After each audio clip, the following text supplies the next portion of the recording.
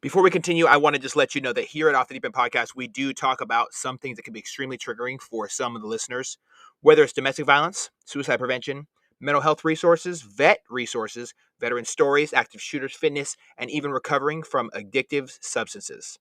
There's only one place I go to spread my message of positivity about not just going through things, but growing through them as well.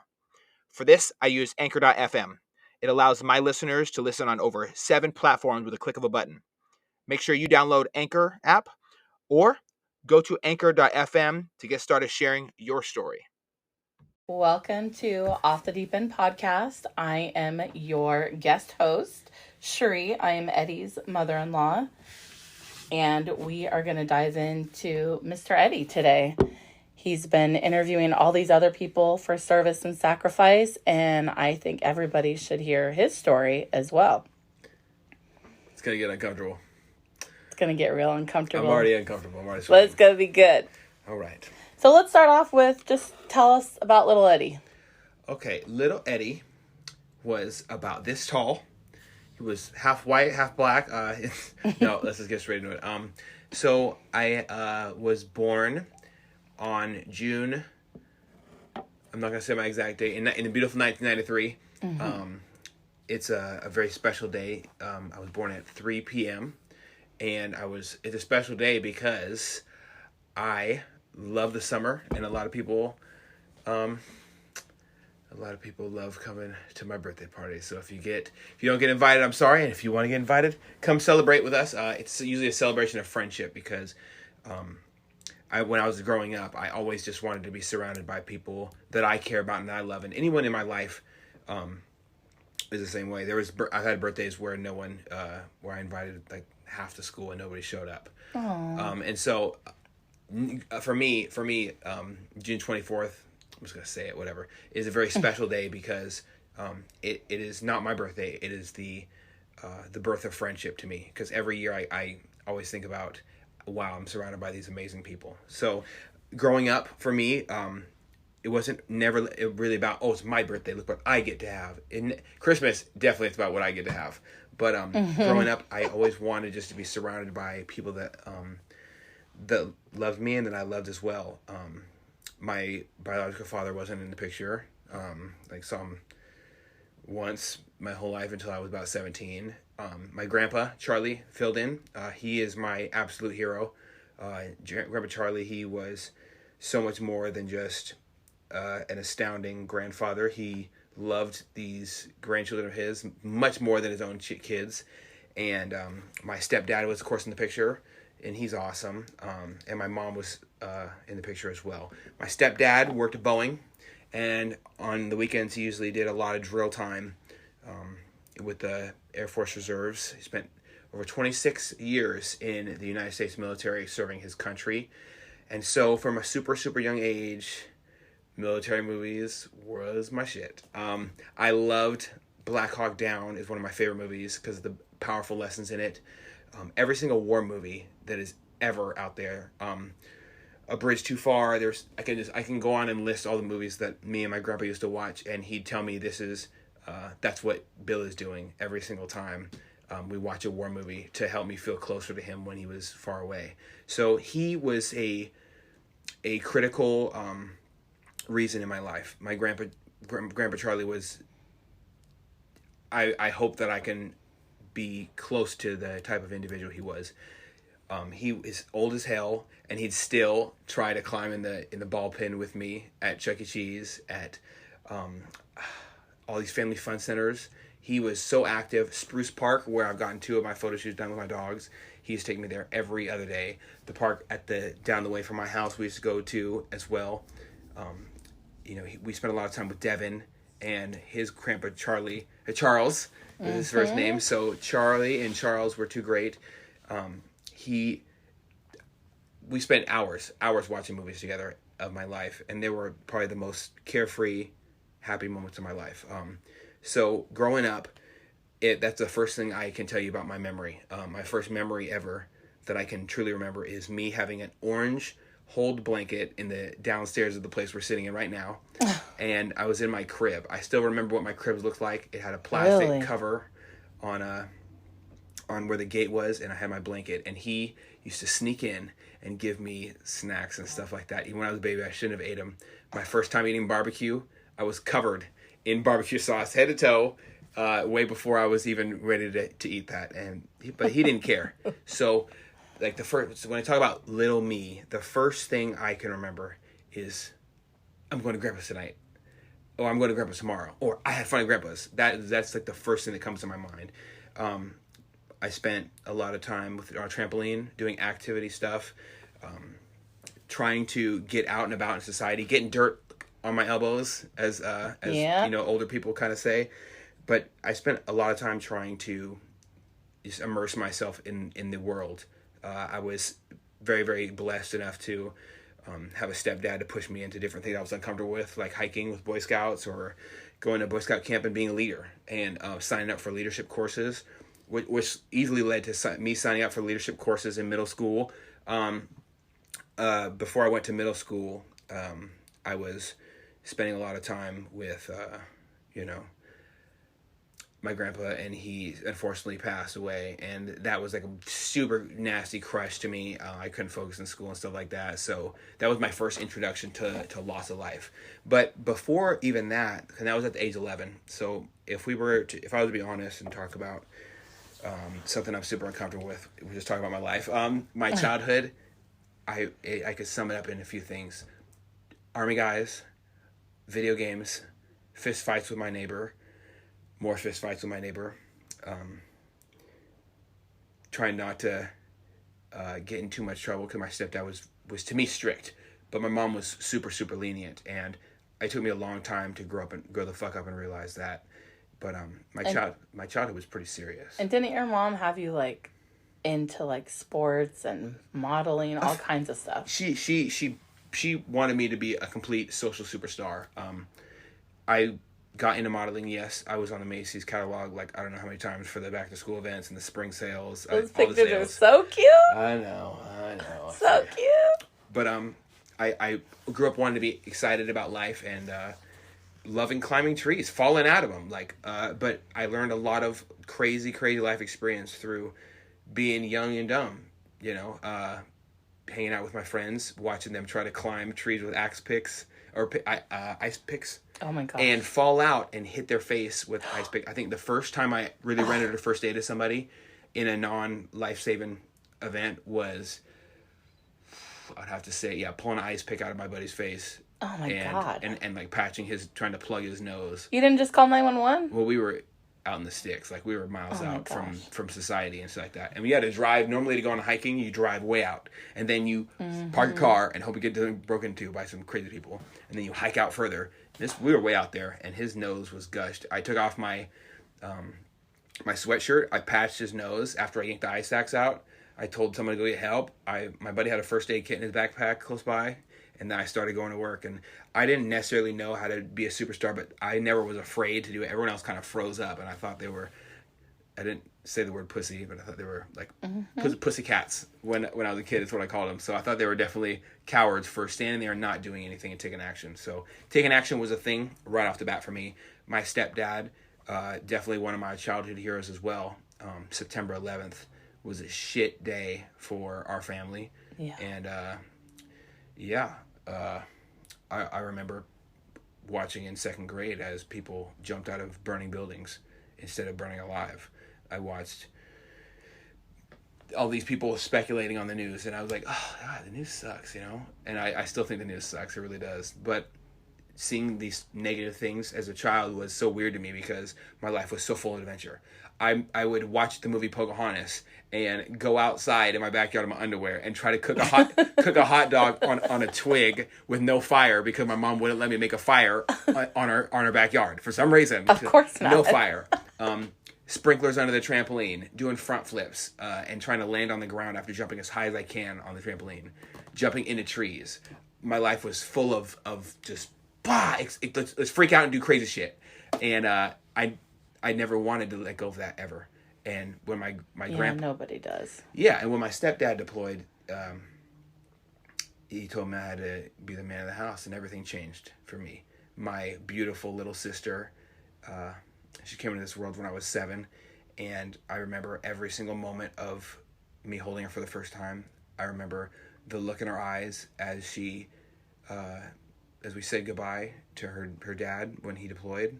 I remember the fear in his eyes, but the amount of responsibility and accountability for taking up for what you fucking signed up to serve. You signed up to sacrifice your life just so one person doesn't get drafted, just so one person doesn't get conscripted, just so one person doesn't have to die here on our area. And he believed in that through and through. His grandpa, or my grandpa on his side, fought in Vietnam, flew in Vietnam and in the Korean War. He's an absolute savage, and he comes from a line of military people, and he's the one who really taught me accountability, honor, respect, never breaking vows in a relationship. I saw what happens when very young, when, you know, I'm not going to be an asshole and lie, but I'm definitely going to tell the truth. I watched my family split apart because of infidelity, the lack of loyalty to somebody, and I never, ever can or will cheat on your daughter. And I love that. Yeah, it's just not a thing.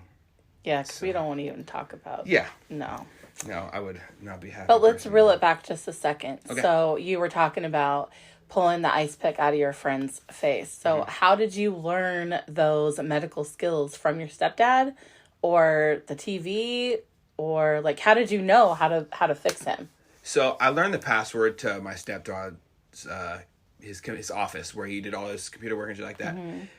Or I did a lot of my schoolwork before I got my own computer. I learned the password, and I used to research things, and I'd stay up and sneak around the house and stay up as long as possible learning things. He'd be watching TV or playing video games on the Xbox, and I'd creep past him from my downstairs room where I slept up to the upstairs, slowly take as long as it takes, even if it takes 20 minutes, to twist the door without it squeaking.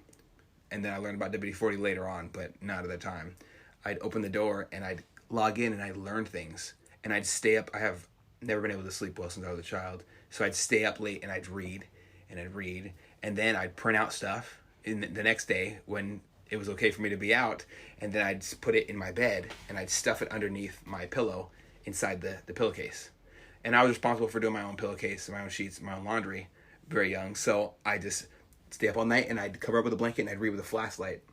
And I mean, you're one smart motherfucker. I'll give you that. Oh, I mean, Jesus Christ! I wish. My 10-year-old son, soon to be 11, is probably the only one in his class that will be showing up with a tourniquet in his backpack and know how to use it because of you. Well, yeah. Well, first aid is, you never know when it's going to happen. And it's usually the worst times. I've pulled up on motorcycle incidents, and everyone knows what to do. The state patrolman is choking on his own spit, scared, unprepared, and terrified of having to take action. And we need men and women in this country of action. And I learned that very young.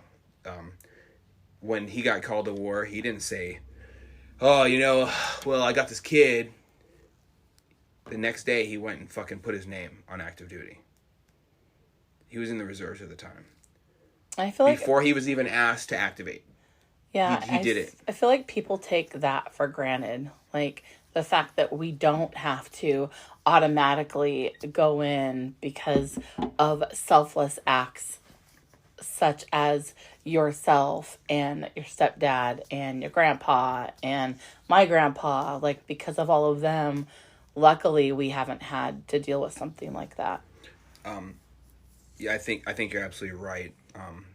It's difficult to put in words, really, but if you look to other countries, and I grew up reading about these countries, I was so excited about history. It's my favorite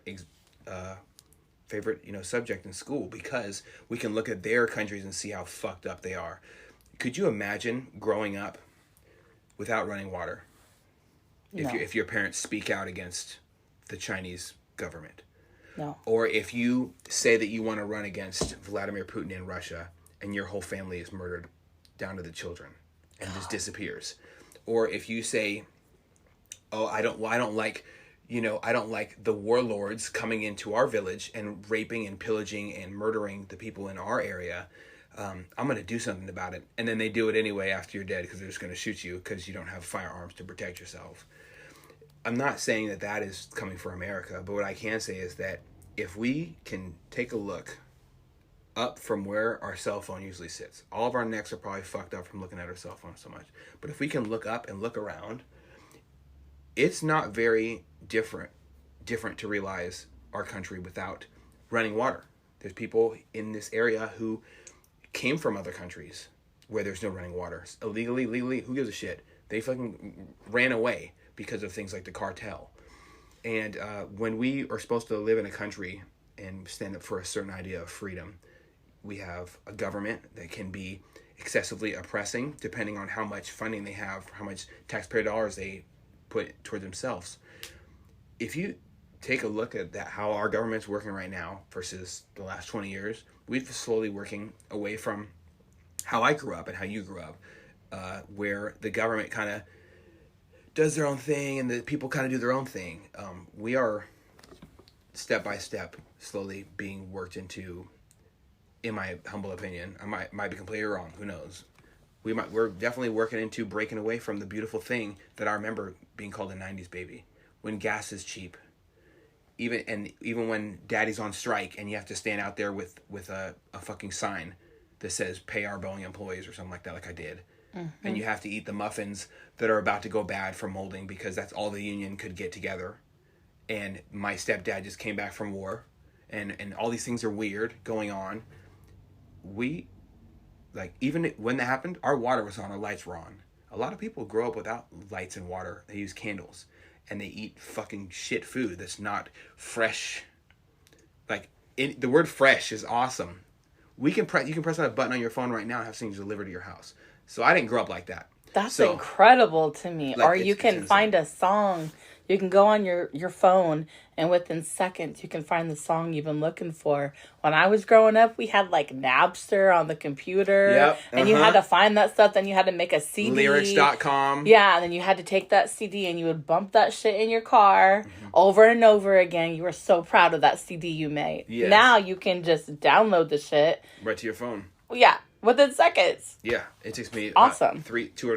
2 to 3 seconds to download any song on my phone with YouTube Premium. It's insane. So, growing up, I didn't have any of this shit, this weird thing. I had TV, some friends, a school, my sister, a sense of purpose. And that really, I believe, made me not get along very well with other people. I didn't like what a lot of kids believed or thought or the things they said. I didn't think it was cool to be a bully. I think it's cool to punch a bully in the face. I think... Yeah. I remember the first time I dealt with racism inside of a school. And everything's just insane. And then... you had to deal with that in school? Yes, absolutely. So I think the first time I was called a nigger, I was probably 9.5, 10. And I was supposed to come to Grandpa's house after school. So I came to Grandpa's house and I told my grandpa what happened. And we watched the movie Roots together. And I understood what that meant. And so the next day... I think I've already told you this story. I'm not going to incriminate myself, but I didn't ride the bus home that day. Yeah. And so I learned very quickly, and I strongly believe that if you do not stick up for yourself against the face of one bully, that bully will continue to produce their tyranny or their terrorism on a kid's age, right? Kids level. That little kid's level of terrorism of instilling fear, bullying someone, making them feel like less than a human being. And the new age approach of, we're here to forgive, and that shit didn't happen when I was a kid. You fucking were mean to somebody, you lost all your friends. Your friends aren't going to talk to you anymore, and there's probably going to be a fist fight with blood involved. Oh yeah, we took that shit outside. Yeah, absolutely. And it's essential, I believe, for kids to grow up making poor decisions, like learning what it's not like to be a bully. If you're a bully and you get your chin checked, you might come down a little level. So that was important to me growing up, is not from a young age. And I went through many tangents where I tried to hit this life reset and not be violent, but everything. But you can't do that shit no more. But I can't sit there and that's what people want you to think. People want you to think you can't beat the shit out of somebody for being a horrible racist little bitch. I think you can, and I do. So there it is. Well, it is what it is. Legally you can't, but legally apparently everybody's little bitches and call the police all the time. And that's okay, because in this state, beautiful Washington State, I love it so much. We are actually what's called a mutual combat state. So if you and me agree to commit violence, all I gotta do is call 911 and ask for an officer to come and If witness we it. agree. If we agree. So if you throw a fist at me and I defend myself, I can also choose not to press charges. So it's not hard to continue in the old ways of handling things. And if you call that person out and say, hey, oh yeah, you think I'm a nigger? Yeah. Well, why don't you come over here and get fucked up? And if they don't want to do it, they don't want to do it. Everyone gets to see them being a coward. And that is how you remove bullies as well. So there's multiple ways to deal with bullies. It doesn't always have to come to blows. You can always just pull their hood card. And a lot of times they don't even have one to begin with. So, but I really didn't want to always be violent or always be peaceful. I had these weird tangents of rage, fits, and it wasn't always because I was fucking my balls were dropping or whatever. It was a lot of times it was because of the things I was going through and me struggling with not taking it out on other people. I never wanted to be a bully, and I'm glad that I wasn't a bully throughout my entire life. I know people who are bullies, and they don't have any friends. They don't have people they can call. I can call any of my friends right now, anybody who I value, and say, hey man, I need $1,000 in the next 2 days, or I'm gonna die, or I'm gonna lose my house, or I don't know, I can't eat, or something weird. I can just say, hey, I need $1,000 in 2 days, and not give an explanation. They're gonna come up with it, and they know the same thing for me. And it's important to have those relationships. And I've grown these and watered these seeds since I was a child. No matter how distance or time has separated me and my friends, we're always very, very strong. And that's something, if you don't have that, you're going to live a lonely fucking life. And these bullies found that out as well. So I as I'm getting pissed off and going through these things, and my grandpa just died, I couldn't even focus in school. They tried to take me my mom tried to take me to the doctors. I read a book about this method. I don't know if you ever heard the moms like that. I read a book about this. Eddie has ADHD. It's this new thing, or ADD. They just put me on a bunch of drugs. I was depressed, even worse. I felt sick all the time, like nauseous. And now, growing up, learning that a lot of these medicines are very similar to pretty much synthetic meth kind of stuff. And as far as the amphetamine aspects of it, it's really difficult for me to realize what a book or what the doctor world can say. Hey, just put your kids on these drugs. Tell them to stop running around outside. Yeah. Don't run them out. No, I want to work out. I want to climb trees. I want to be a kid. Let me be a fucking kid. But that wasn't a thing. So, I feel like it's just such an easy explanation, an easy band-aid for doctors just to say, oh, put them on drugs. I'm very anti-drug until it's like so serious. But I feel like parents or teachers are just so easy to say, oh, this kid, da da da da da. I've had a teacher say to Jackson, or to me about Jackson, that, maybe have you ever had him tested for? I said, no, he's a normal boy. And then his other teachers would be like, he's just a boy. He is not ADHD. He's not any of these things. Just because a child that's like that idiot who told Rhiannon that Jackson should be he should be tested for being on the spectrum of autism just because he likes to drum on tables. Yeah. When we got him a drum set, he tears that shit up. He loves music. And I'm not going to be, I don't want to be called an ableist, they're canceling Lizzo and Beyonce, but I'm going to say it. Like, maybe you're the one on the fucking spectrum of being rude and judgmental. Yeah, that's what spectrum you're on, lady. He has, music, though, in his heart. Like, music. He wants to rap. He wants to... he'll sing all the time with his sister, Children need in the car. Expression of all sorts. And you know what? There's never a wrong thing with introducing it. So I used to be mad at my mom for putting me in all these programs, and karate, taekwondo, just anything to quell my energetic outbursts. And but look at you now. Now I hate all the things I did with growing up. I still hate it. I really do appreciate everything that they threw me into to try to distract me from the cruel, cold, honest world out there. Yep. The wolf appears in many forms, and so little Eddie. I can say that little Eddie was a very complex, complicated kid. A lot of people didn't get along with me. I was going through a lot. I was molested multiple times. And it's not by people that a lot of people say, oh, stay with that weird uncle. I didn't have no weird uncles. You know why? Because weird uncles in my family, they are put to the sword, and that's proper. If you know somebody, if you listen to this shit, and you got a weird uncle or a weird cousin, and you let your kids around there, you're personally responsible for whatever the fuck happens, not them, because you're not. 'Cause you gotta put your fucking foot down. Yeah. Speak up. Use your words, and there'll be a lot less kids who are fucked up and throwing fists instead of just crying in a therapist's place. And therapy didn't work for me very well. I ended up having fits of rage all the time and not being able to. I had fits of laughter. I was taking math tests, and it really fucked me up watching the movie The Joker with my wife in theaters, because this guy would have these random fits of laughter, and I had that my whole time as a child growing up. Once you're damaged, it's hard to kind of come to terms with the fact that it's time to heal. And therapy didn't work for me. Oh, that laughter thing, though, is no joke. Tanner was the same way. Yeah. And it would frustrate me so bad. And it wasn't even when I was in complex therapy. It was random. Yeah, he's like, I'm so sorry. I'm so sorry. When I get nervous, like, I just laugh. And he would just laugh. And I'm like trying to be serious and have a serious conversation. And he's like hysterically laughing. And you could tell he was, uncomfortable. Yes. But you have to have... I've seen that as well. Yeah. You have to have uncomfortable, conversations. So I had to learn to, like, see past that and know that he's not really laughing at my face, but that's how he was dealing with his stress or anxiety of the conversation that we were having. Well, I hate the word anxiety. I think it's fucking stupid. I think that a lot of people are just hurting, and nervous and afraid to fail. Mm-hmm. And seeing that failure for me as a child of my family around me and people not looking out for me, and people looking out for me more than they should. I saw a very, very strong, and the word spectrum, here it is. I saw a beautiful spectrum of what good parents are, what bad parents are, what good examples are, what poor examples are, what the fuck a pedophile looks like. I got to see, what a damaged child looks like that's been fucked up by pedophilia. I've got to see violence. I've been shot at before I was 10.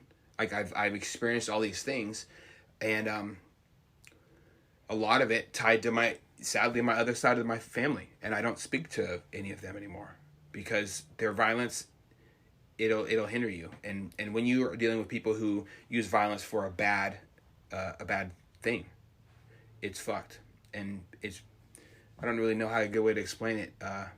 My childhood was so insane to me, and knowing what I know now, and like even talking right now, I'm fidgeting like a motherfucker. I'm sweating. My hands are completely covered in sweat. I don't get uncomfortable like this.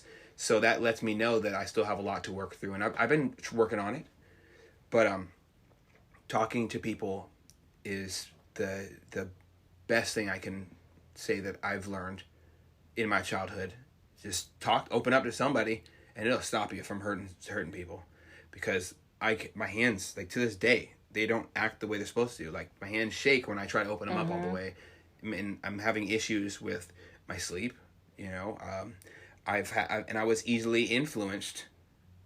Sadly, I was easily influenced, and then I got to a point where other people were easily influenced, and I was manipulating them to, what I wanted to do.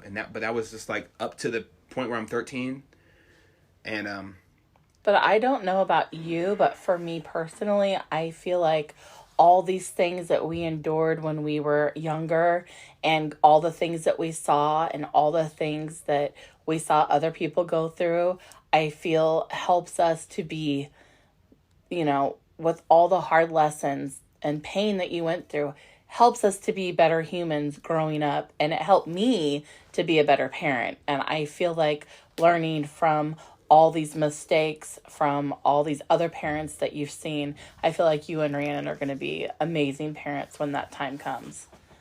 I certainly do hope so.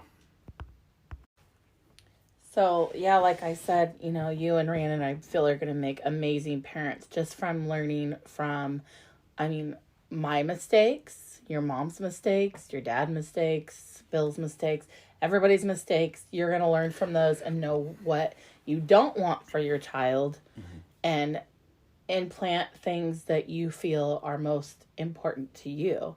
Like you have taught, even just with Jackson, you taught him gun safety. Essential. How to do all the stuff, how to be safe about it, how to be safe about, helping other people. But now I think I'd like to get into a little bit about Eddie as a teenager. Oh, okay. Leading up to when you met my beautiful daughter. Well, absolutely. Okay. All right. Now my hands are really sweaty. And now it's gonna get uncomfortable. I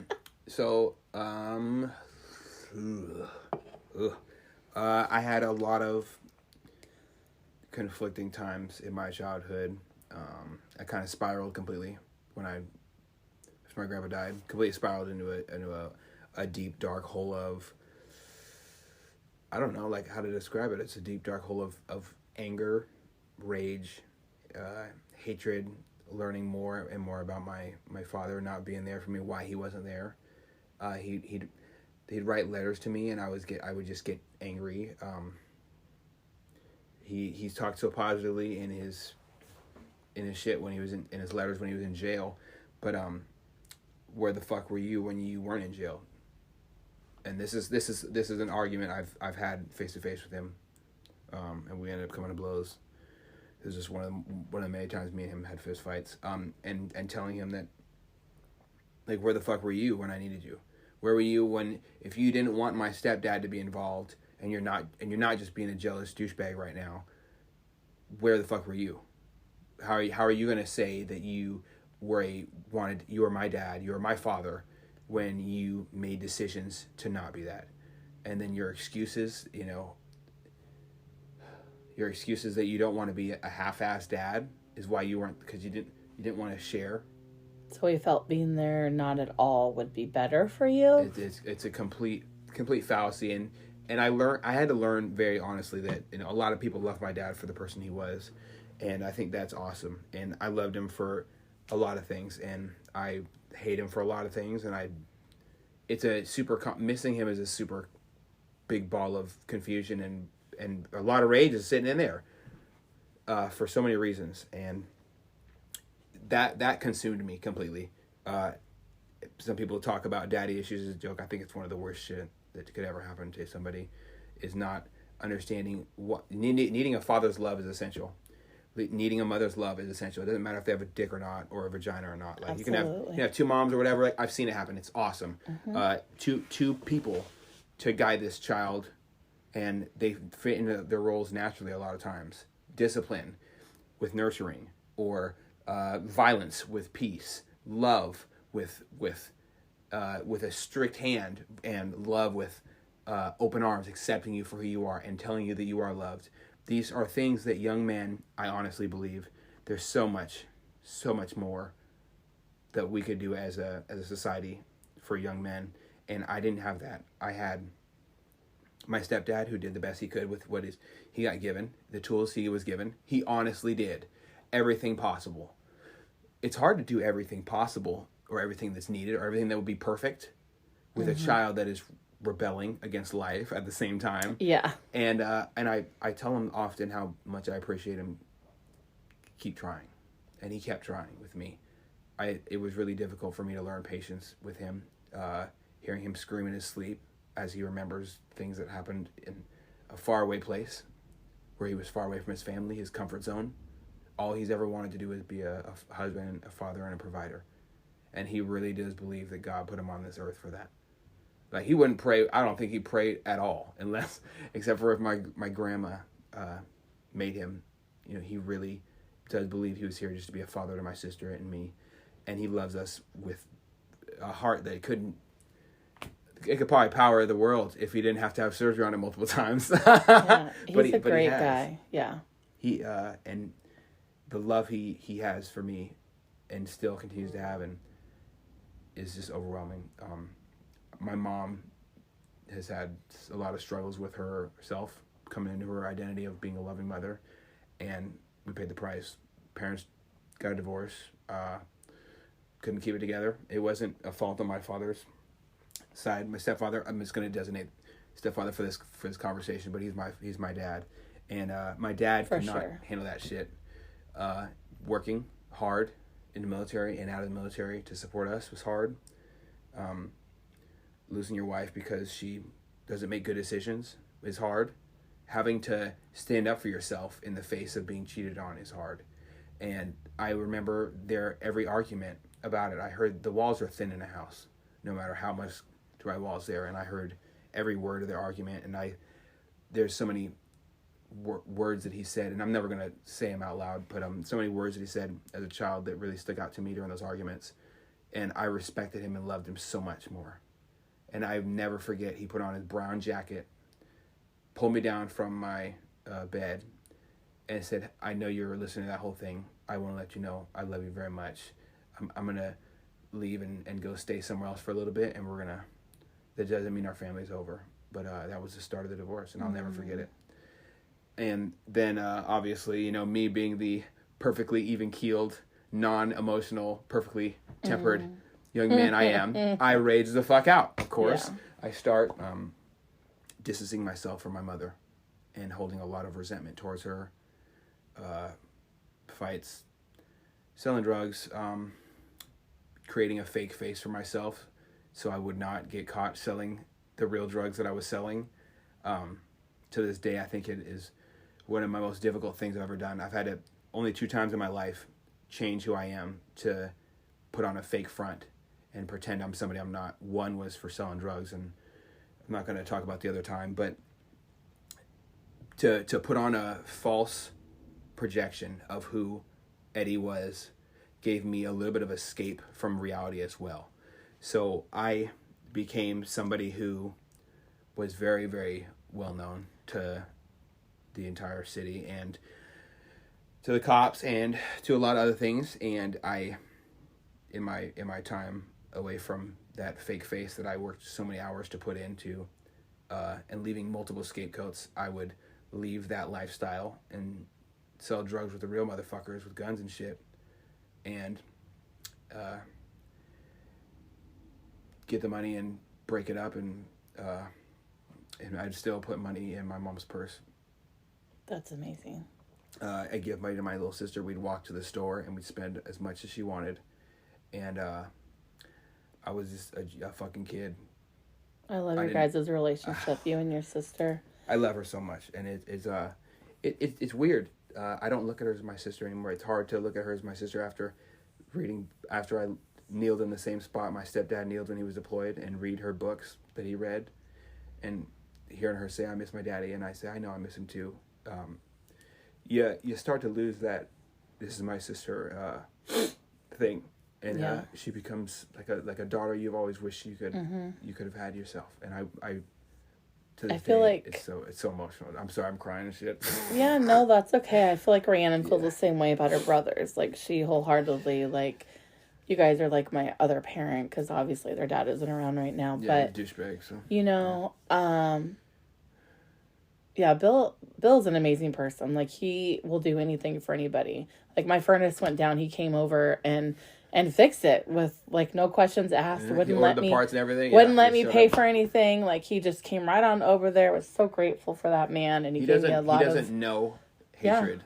And he gave me so much advice on going through my divorce, you know, and that was really hard.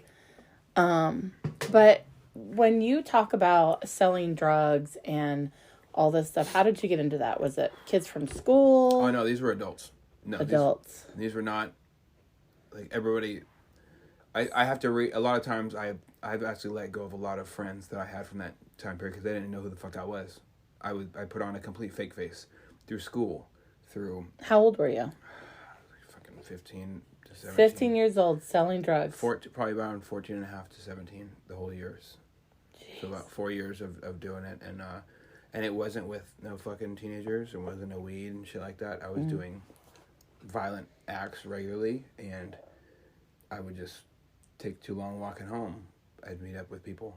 Even when I didn't have a cell phone, I had ways to communicate with people, and I made these decisions wholeheartedly knowing that it's gonna affect my future. And you know, a lot of people like say, "Oh, I wish I would have done things differently." I knew that it was gonna have repercussions in the future. I just didn't know they were gonna be this extreme all the way down to like my current day, where I still get uncomfortable going to certain cities. Like, I try not to talk to people regularly like I used to. I let go of groups of friends just afraid of who they might have connections with, because I don't want any harm to come to my family. And a lot of people who are young, they don't think, oh, fuck. Oh, the coolest people. Yeah, they're not scared to be who they are. They're fucking gangsters. They're tough. Y'all are idiots. Like, you have no idea the true, horrible, cruel, cold world that is out there. Someone will murder you if they're not in the right mindset, they will murder you for wearing the wrong color, for popping up the wrong place. And those are just gangbangers. I'm talking about cold-hearted criminals who kick in doors for money, put guns to your children's head. These people are terrifying out there, and I don't want my family to be affected by things like that, ever. So I knew that, like, when you do bad shit and you're around people, and thank God I never got caught. Thank God they never got caught. I left no trace. I had a fake front sworn into the T, and everybody thought I was one person when I was not, all the way down to the school kids. And I made it very obvious. And somebody once told me, dude, why are you so loud about your shit? Are you going to worry about getting caught up? And I said, nope. Because I knew everything was rooted in fake fucking webs of lies, the controlled information. And information is very powerful. We're seeing the government use information and flex our little information muscles right now. But me doing that, it protected me, it protected my family from actually being the cause of shit. And the people that did see my face, they're not people to worry about. And I've been stabbed, I've been shot at. Like, it's not a weird thing to me to be in a moment of fear where normal people would be like, oh fuck, I wouldn't even know what to do if that happened to me. Like, that's something I hear a lot. I don't know, someone's honestly saying, I don't know what I would do if that happened to me. I said, yeah, fuck. Your first time going through it gets kind of weird. Shit gets weird when gunshots go off. People cower. But some of the moments that stood out to me in my teenage years was me not wanting to do sports, me not wanting to be involved in clubs and stuff like that because I was doing this. I missed out on very good special years of my life and my childhood because of that. And if I could say anything to younger me at this age, motherfucker, just play sports and let go. You can't control things. Mm-hmm. You can't control your dad not showing up to you. You can't, I can tell you, honestly, if people ask me why I didn't do sports in high school, I can tell them honestly, I didn't want to be there and look at the bleachers and not see my dad. Well, and you did football, though. That was just 2 years of my life. Oh. I'm talking about, my whole childhood. Oh. From 13 on, sports, no, I didn't try for football, basketball, nothing. Wow. And I regret it, honestly. But not in a way of oh, I wish I did this. I regret not being a better contributing member of society because I gave up the best years of my life for what? For money I didn't know what to do with? And again, I was making more money in a week than my teachers were in a month. Oh, yeah. And I didn't know what to do with the money. I gave a lot of it away to friends, people I felt sorry for. And that was... knowing now, I would have saved that shit for gas prices. Dumbass, right? But again, I'll reiterate how living that experience mm-hmm. and doing all of that, now you're going to know when you become a father mm-hmm. what you want for your kids because of the experiences that you have been through. Yeah, and when they're putting up a fake front, too. Right. And at what point... did you stop with the drugs and the violence and all of that? Your daughter asked me why I had to go, and I told her... Okay, let's stop there. So we'll come back to that. So let's go, because that's my next question. All right, so I moved to Linwood. So before then, I moved to Linwood in this place right here, and I was living... my grandma at the time was a super hardcore crack, and some people moved in when... my grandpa passed away, and she was never into drugs or anything. She didn't even smoke weed. So you moved here with your mom?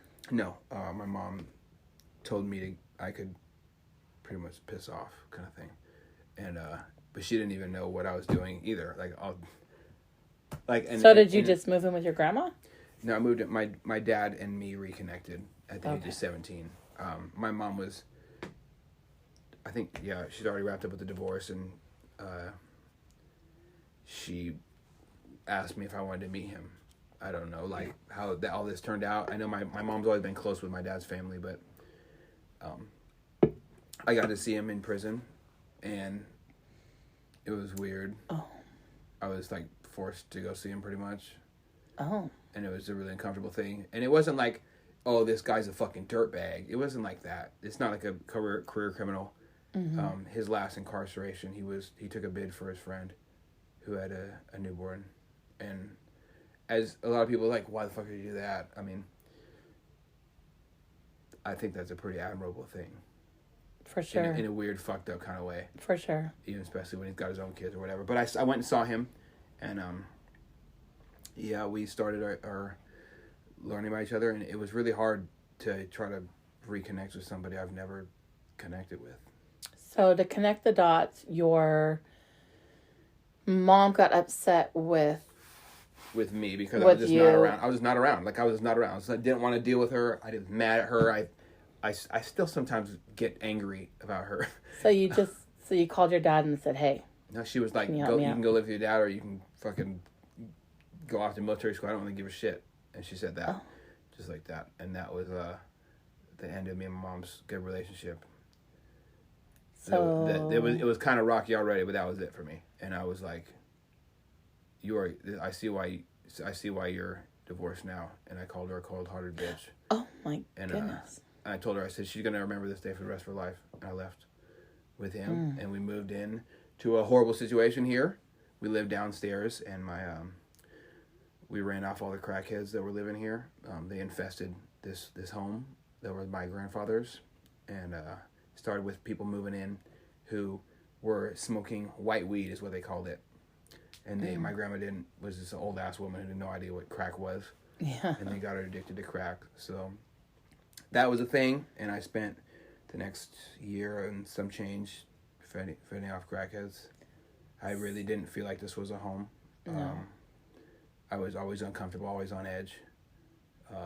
It was never safe. Middle of the night, I've drugged crackheads out of these very walls with a bike chain that I used to chain up my bike with by the neck. I remember that story. And I just beat him into submission outside until if they came back, I was going to shoot him Jeez. with the gun I had under my bed. So I didn't really deal with things very well. No. I didn't really deal with things very well. No, I don't think so. But when you're living in a place that's really, truly, like unfit for a fucking kid to be toxic. like horrible, So like, toxic. It's just a violent environment, and Yeah. the violence was like everywhere. It was like I can't escape from it, no matter what. And I didn't want to be this person. I didn't want to worry about people murdering me or my family. I didn't want to create distance from me and my sister, so I didn't have her harmed. I didn't want to leave this person who I love this much. And I lived a very misguided life of confusion and stress and not knowing any. I didn't have any fucking guidance at all. I didn't have shit. There was no GPS saying, Eddie, I want you to do me a favor. Do not punch the back of this kid's head when he's fighting your friend and break your hand. There was no GPS that said, listen, bro, if you just take a left and keep running from the cops, you might not run any sticker bushes. You know, I fucking ran. I've run into sticker bushes. I've busted my hand. I've hit it in the train tracks in Marysville. I've fucking ran from gunshots in Tacoma. I've been covered in my friend's blood. I've had to tell my friend her son is dead. I've had to try to keep my temper in check while a fucking bitch ass cop from Tacoma put a shotgun inside of my head while they beat the shit out of my dad around the corner before body cams were a thing. Damn.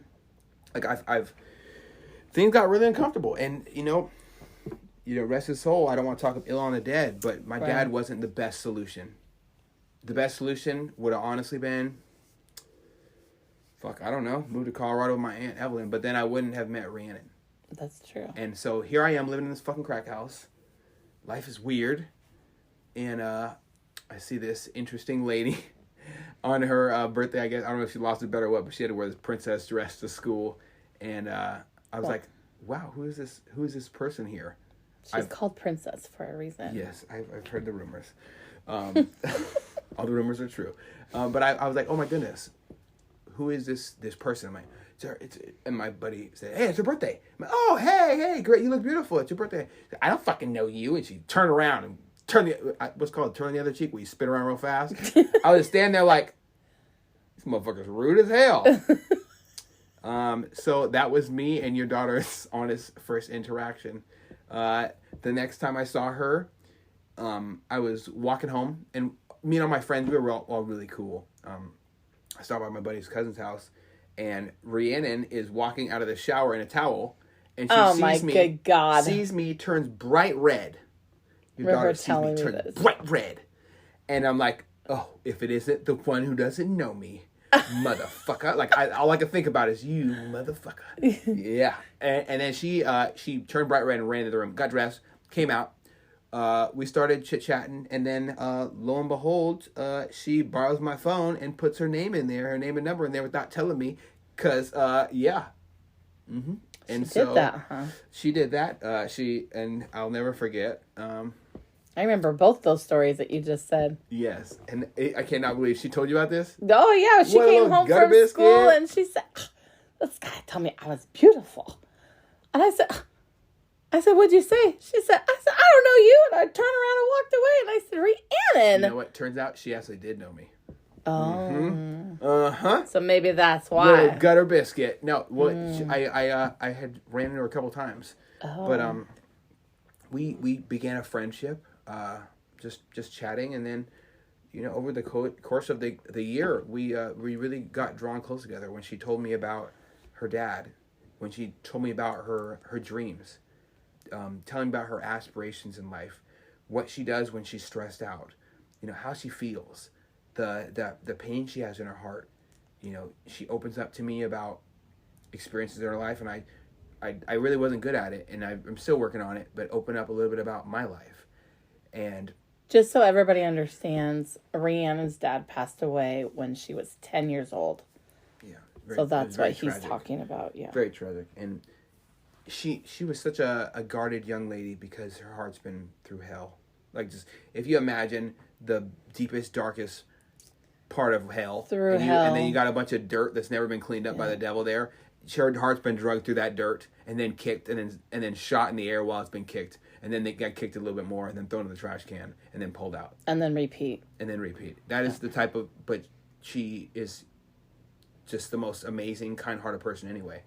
And it's kind of weird to me. It was always very intriguing to me what type of strength it must take to look at a cold world and say, I'm not quitting, and to persevere. That was a amazing quality, and we really became good friends. And I think our friendship is what kept our relationship going to this point. A lot of my friends are really unhappy, and their relationship sucks, and they complain about it all day, and they don't do shit about it, so it's really their fault. They're still there, right? So, and they cheat on each other, and it's bullshit. Like, first off, like, I've said this to everybody, like, if you cheat, you ain't gonna have no place in my kid's life. You are the biggest piece of trash this world has to offer, because you are not man or woman enough to say, I don't want to be with you. I'm going to go fuck somebody else. You think that it's cool to be a slick little bitch with no loyalty, no accountability, no honor, and you're going to just have sex with somebody else just for instant gratification. You're a horrible piece of shit. And everyone that cheats is a horrible piece of shit to me. And that, I don't like to draw lines in the sand or deal in absolution, but that's a line I've drawn in my life, and I'm gonna I'll die on that hill. There is no excuse for it, none. So I'm looking at all my friends doing this. I'm like, fuck, yeah, you guys really failed here because you don't have a foundation.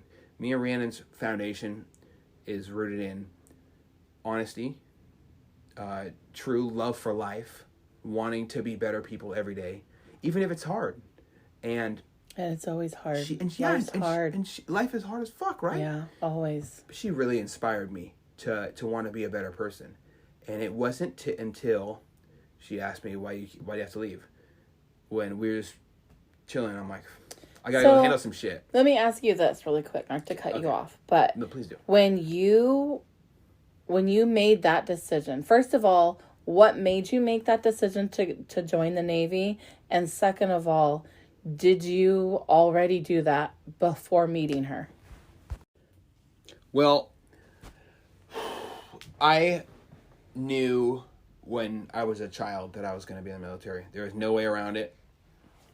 You don't have to take a lie detector test for it. Doesn't matter what the fuck you did as long as you didn't get caught. And I have a pretty solidly clean record. So I was like, oh, you know, I'm miserable at my house.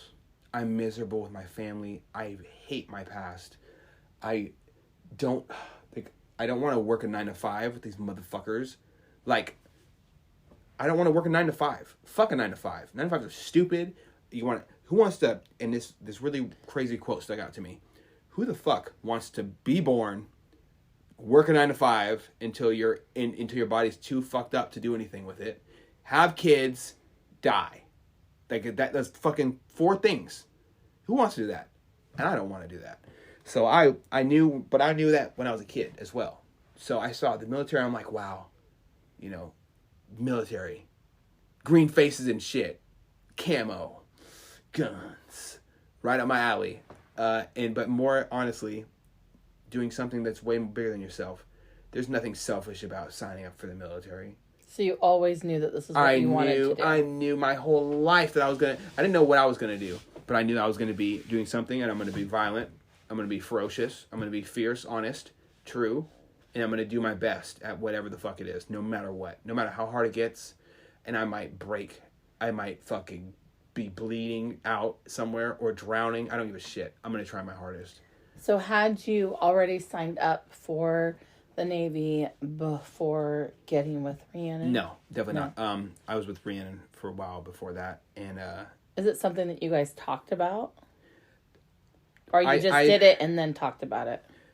I told her, you know, hey, I'm really thinking about, you know, something I've always wanted to do is be in the military. I hate my life. I don't want to do anything I've done in my past, and I didn't even go in detail there, like with her.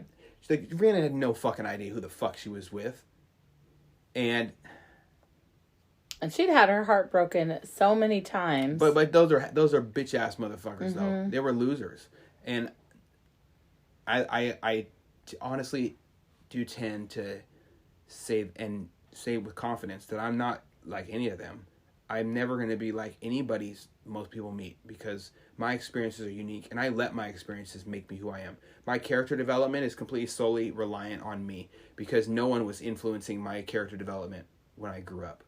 I have memories of my family. I didn't feel like I could trust my dad because I thought he was my step Bill, because I thought he was going to leave. I couldn't trust my mom because I thought he was going to leave. All I had was Grandpa Charlie, and when he died, shit was fucked, right? So I didn't have that, and I knew that I really needed to do something different. I needed to do something that I've always wanted to do, and not for me, but the polar opposite. I need to do something for everybody that is completely separate from this. And 9/11 was a day that is just, if you took a hot hanger to where it's nice and red hot, and you write 9/11 on my heart, it's probably about as honest description as possible. That day fucked me up. Seeing that happen. And I will never, ever be the same for it. I don't care what conspiracy theorists say it was planned. I don't give a shit if it was planned or not. It hurts me. It hurt me. Whatever happened hurt me. And you know what? Not a lot of justification for going to a different country to fight a war. But there's a lot of justification for signing up to do whatever the fuck needs to be done to make sure bitches don't come here. And if that means dropping fucking bombs and blowing the living life out of known Taliban members, I'm cool with that. If that means shooting somebody who's trying to kill a Marine, hell yeah, solid with it. Yeah. If that means sacrificing myself just so one person doesn't have to fill my slot without their freedom, their option of signing up or not, being conscripted or being drafted, I'm for it. And that's what drove my decision, knowing that I could not be this person anymore, knowing that I can't look down the bear. I can't do horrible things anymore. I knew it. It was bothering me in my sleep. When you try to be a good person, that's when the bad memories and the body shakes and the night tremors show up. So I'm fucking freaking out in my sleep, angry all the time, like waking up with my hands fucking bloody from the wall. Like, what? It's insanity. So I knew I needed to do something, and I told Rhiannon, hey, I'm really thinking about doing this thing. I've wanted to do it for a while. I think I'm gonna join the military. And you guys have 2 anniversary dates, which I think is very cute. And your first one is what? September. I'm not gonna say it on here. It's like a password to all my shit. Oh my god! I almost got myself. Okay, so a beautiful day is when your son was brought into this world. Me and Rhiannon's first kiss was the night before, when we all thought you were gonna die, giving birth to this miracle child, and Rhiannon was a hot mess. She was not ready. She was not doing well, and I got the call. She was crying, and I'm like, "Hey, where you at?" I didn't care where she was at. I didn't give a shit what was going on. I was going to show up, and if people needed to be harmed, they were going to get harmed. If people needed hugs, they were going to get hugs. And if people needed high fives, they were going to get high fives. I didn't really give a shit. But all I knew was that your daughter was hurting, and I needed they to, rushed I needed to her do something. out of there like she saw me, like, basically collapse. Yeah. And we didn't know what was wrong at the time. And they rushed her out of there. She was sleeping, so she woke up to this. So I imagine it was very traumatic for her. But everything was fine. Jackson's here. Everything's great. Yeah. But that was your guys' he's a little first shit kiss. sometimes. He's a little shit sometimes. Sometimes, yeah. No, but I love him to death. But yeah, I was walking to the elevator. She's like, "You actually showed up." She gave me a big hug, the biggest hug. Oh, she was so impressed. I was impressed as a parent. I was like, "You came all the way here at the UW? What?" She was having a bad day. Yeah. Why, that was amazing. Why not? Why wouldn't you show up for someone when they're hurting? I always show up when Rhiannon's hurting. If a chance I can. I still show up. Me too. I try. That's good. You do a good job. I think. Right. Yeah, good job. Yeah. But I showed up, and she was the biggest hug I've ever had in my entire life. And that's when I knew, holy shit, this person really cares about me, I think this is going to start. If not, she will soon, motherfucker. Y'all wait. And So I was overwhelmed with the big hug, and it was great. And then I get my badge, and I take this weird picture, and I'm like, I hadn't even met you yet at that point. I didn't even know. It was like 9:00 at night. It was tired as fuck. Yeah. Like, and everyone was like, "What the fuck is this visitor at 9:00? What is this? It's fucking. Is it happy hour up there?" Like, and they give me my badge, and she gets in the elevator and close the door. Doesn't wait for me to get in there. She's like pressing the door close button before I get there, and it almost closed on me. I don't know if now I work on elevators, so it's kind of weird. I don't know what was malfunction on that bitch, but I was unhappy because it smashed me. And then I got all the way, and she's like, "Oh, I'm sorry." And then she kissed me, and then she's like, "Oh my god, did I just do that?" It was the most funny first kiss ever, and I was like, "Yeah, I showed up. Didn't even say a word. Just showed up, got a kiss. Life is good." And then I just talked with her, and just I don't know, comforted her, and it's really important to always want to comfort your partner, no matter what. I saw so many flaws in my family and all the relationships and all the marriages I've seen, and all the relationships that were failed marriages. It's a pretty simple thing. If you don't have affection and there's not love there, between two people, and you're going to suffer. You're going to suffer the consequences. You have to want, like, if you want to be holding somebody's hand, you want to hug somebody, you want to give them a kiss, like, those are things that everybody should do. And if you listen and your relationship ain't that, your relationship's going to fucking fail. And you have to have a foundation, and the foundation is physical love. Hand on the shoulder. It's going to be okay, honey. Don't worry about this. Your mom's going to be fine. Like, I didn't say honey because I didn't call her honey at the time. But yeah, I was like, hey, everything's going to be fine. Your mom's going to be good. And you know what? The doctors here, they actually spend a lot of time learning how to deal with stressful situations. They don't just learn the easy stuff. They don't just tap on your knee with the little rubber mount that's annoying as hell. Yeah. And everything's going to be fine. And it was. We went outside and talked for a while, and I was so grateful for that, for you, for being there for her. And she, like, I can't even imagine. She had already lost one parent, and Rhiannon and I are super duper close.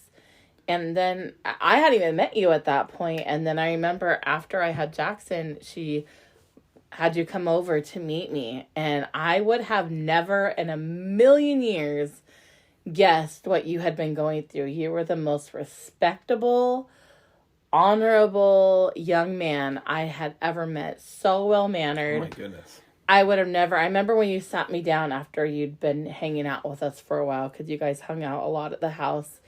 And yeah, it was my escape. Like, seeing your garage door was like, I don't want to cry again. I mean, but we loved having you.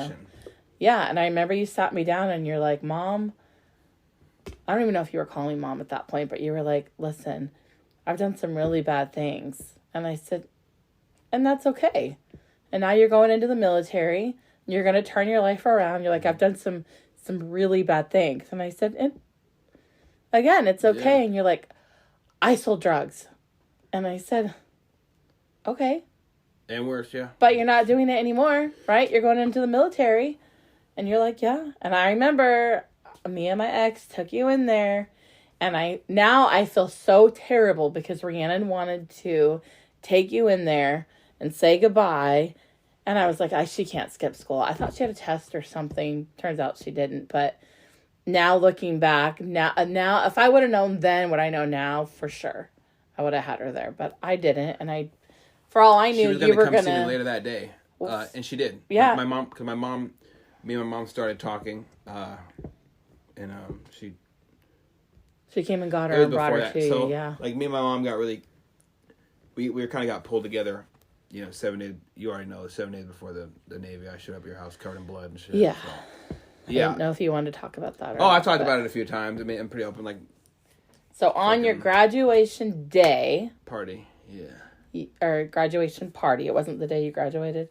No. It was it was the party. So is it 7 days before I left the Navy. Is it going away / graduation party? Just going away to the Navy party. Just going away Navy party. Okay. Yeah. And what happens? Briefly. Dad shows up in rage, drunken rage, drinking and driving, pissed off. Drunken rage. Burst into my room. My mom's like hot on his trail, trying to calm him down for some reason. He was like, I don't know if you've seen me move when I'm being violent before, and I move pretty fast. I noticed every single quality. It was like almost in slow motion. How the door, he smacked the handle and pushed in the door at the same time, and I remember the door handle. He was already past it by the time it rose back up, and I knew that he was already on me at that point. So I sit up from my bed. I'm just joking in there with my buddy. I sit up. I'm like, oh shit, something's about to happen here. He reaches out with his right hand, grabs my throat, pins me on the bed. So now I'm not just the force of me falling backwards and his hand hitting my throat, but also the force of me getting compressed into the ground. Now I'm starting to not breathe, right? Because you can't breathe when someone's choking you with it. His hand was fucking giant. So I was like, oh, well, here is this. I'm about probably 110, 115, 20 pounds at the time, right? Soaking wet. Yeah, I was a weak little bitch. Not a whole lot there. But not a whole lot there. But he said, pin me to my bed, and then he struck me, and then I was like, okay, let's see how this is. I taste the blood in my mouth, the coppery battery taste, and then so I started striking him from underneath him. I had nothing to do. I couldn't breathe, so fight or flight kicked in. Put my legs on his hips. To try to push him off me, and I start punching him in the face, and I just keep my legs there because I thought that for sure my punches would get him off me. Anyone who's ever had a fight with my dad can tell you, you're in for a fucking fight. It's not going to be easy. So the punches did not help. Yeah. His blood from his face struck my mom across the room, and my wall. It was all over my bedroom, and of course me, like. And then it just all poured out of his mouth. Yeah, you looked bad when you showed up at the It wasn't house. none of it was mine. No, like, it was all over your shirt. It was all bad. And you were just upset. Like, yeah. You just got into it with your dad like 7 days before you're about to join the military. Like, yeah, it was like a bad one too. Like, yeah, I knew at that point, and then he struck me again, and I knew at that point that there's no going back. Like me and him, we had fist fights before, and like I fought my little heart out. I wasn't like gonna beat him, but I busted my fucking ass, and this breaks my heart. I showed up. At least I showed up, right? And then we talked it out, and he apologized, and he made up for it with his actions, trying to be the best dad possible. And like, but I'm not gonna take shit from him. I'm not gonna take shit from anybody. And it was tough for me to deal with that in that moment. So he's over me, and I'm striking him, and then he hits me again, and I'm like, I'm fucking woozy as shit. It was a nasty shot to my jaw, and I'm like almost out from being my neck being compressed. And I said, get off me, I'm gonna kill you. And I kicked him off me, sat up as fast as possible, and then I grabbed a pair of scissors and opened him up, And I was like, I'm going to stab you in the neck and I'll watch you bleed out in front of me if you try to touch me again. Whoa. And my mom said, Eddie, please no. And we're both named Eddie, so nobody knows what the fuck to do, right? Mm-hmm. So he looks over and then he just realizes what he just did. Like, he downed a bottle of Patron before the incident. Like, the whole bottle of Patron Silver before the incident. Was that the last interaction that you had with your dad before joining the military? That's the last interaction I had with him face-to-face ever. So then you leave for the military. Yeah. And then 7 days later. 7 days after. 7 days later, right. So you came and stayed with us for a week. Well, I actually, first before, like, while I'm staying with you, I had to plan up, like, a covert mission to get some of my clothes out of there. And I waited until he got home. I had a neighbor friend, and then they told me that he was asleep for a while, or that he was in the house for a while, and I figured he passed out. So we pulled up over there, and I remember sneaking past his body with my favorite knife in my pocket and just wondering, like, should I just let this sit? Should I let this motherfucker who decided he was going to go hands-on with me again just live? Like, why? Mm-hmm. Why should I? And I thought about this. What is the purpose of letting this person who's okay with harming their child so bad live? God. And all I thought about was this. Like, this weird fucking, people talk about nostalgia, this euphoric voice in the back of my head. My grandpa saying that, violence is to be dealt out with is very minimally. You do what you need to do, not what you want to do. And all those thoughts were quelled. I grabbed my shit and left. And then, I spent the next 7 days seeking refuge in your home. Trying to tie up loose ends. I didn't have many loose ends. I didn't have a house to go back to. I didn't have a home. I didn't have my mom to come back home to. I didn't have a bill to go back home to because my dad and my mom did a great job of alienating me from him. I didn't have anything. And that just broke my heart. I just had the hardest time with that. Yeah. I had your daughter's love, and that was my purpose for living at that point. Just to see her smile another day was my goal. And suicide crossed my mind a lot. I didn't know what life was even worth anymore. My whole family thinks I'm a douchebag because my mom ruined my reputation with them. I'm alienated. My cousins won't even speak to me. And it caused so much damage to me. I didn't have any friends. I didn't have anything. And, I had my knife and my orders and your daughter's phone number and your address written down on a piece of paper so I could send you guys letters. That's all I had when I left. So I was like so happy and like felt so privileged that you wrote me a letter. Mm-hmm. So now you get there, right? You do boot camp. Yep. What happens at boot camp? You see a lot of dicks in the shower. A lot of dicks in the shower. And I just want to say, I think my most memorable seeing a lot of dicks in the shower moment, because a lot of people are like, we have to shower naked, and just a lot of people have to really uncomfortable. Mm-hmm. But it can't get more uncomfortable than this. If you're going to the Navy, hang on to your boots. There is nothing worse than having the last name Smallwood and having a small dick. Oh my God. They will not let you live. No way. Dude, they were so horrible. My recruiters were just evil. Or the RDCs were just dragging them through the mud. I could not stop laughing. Boot camp was difficult for me. Yeah. I changed my contract. I was going to go to Special Forces when I signed up, and I couldn't even think about having the will to live was kind of weird for me when I first got into stuff. And so I knew that I could not complete something like that, and I had them make sure to sign me up as undesignated. So I went in the Navy with no job necessarily. I went to deck department, who I was getting sent to do old school sailor shit, which is a great option. But even before that in boot camp, I couldn't think straight. There was a part where they made me the leader, and I fucked up, and I couldn't think straight, and I get getting confused, and so much on my mind. You're supposed to be learning these cool things. Learn how to do your fucking job or whatever, right? Learn how to break the mold of your childhood past. And they have this thing they do usually about towards the end of boot camp where they ask you why you signed up, and I couldn't even I gurgled words, and I didn't know what to say. Like, people asked me why I signed up. I said I didn't have anything else, and I didn't have anything else. I didn't have anything. I had a daughter's love, and your faith in me. That's all I had. Absolutely. And that's all I had. So, for me, like, going to the military, like, to feedback to your question earlier, going to the military is not an option. It was a necessity at that point.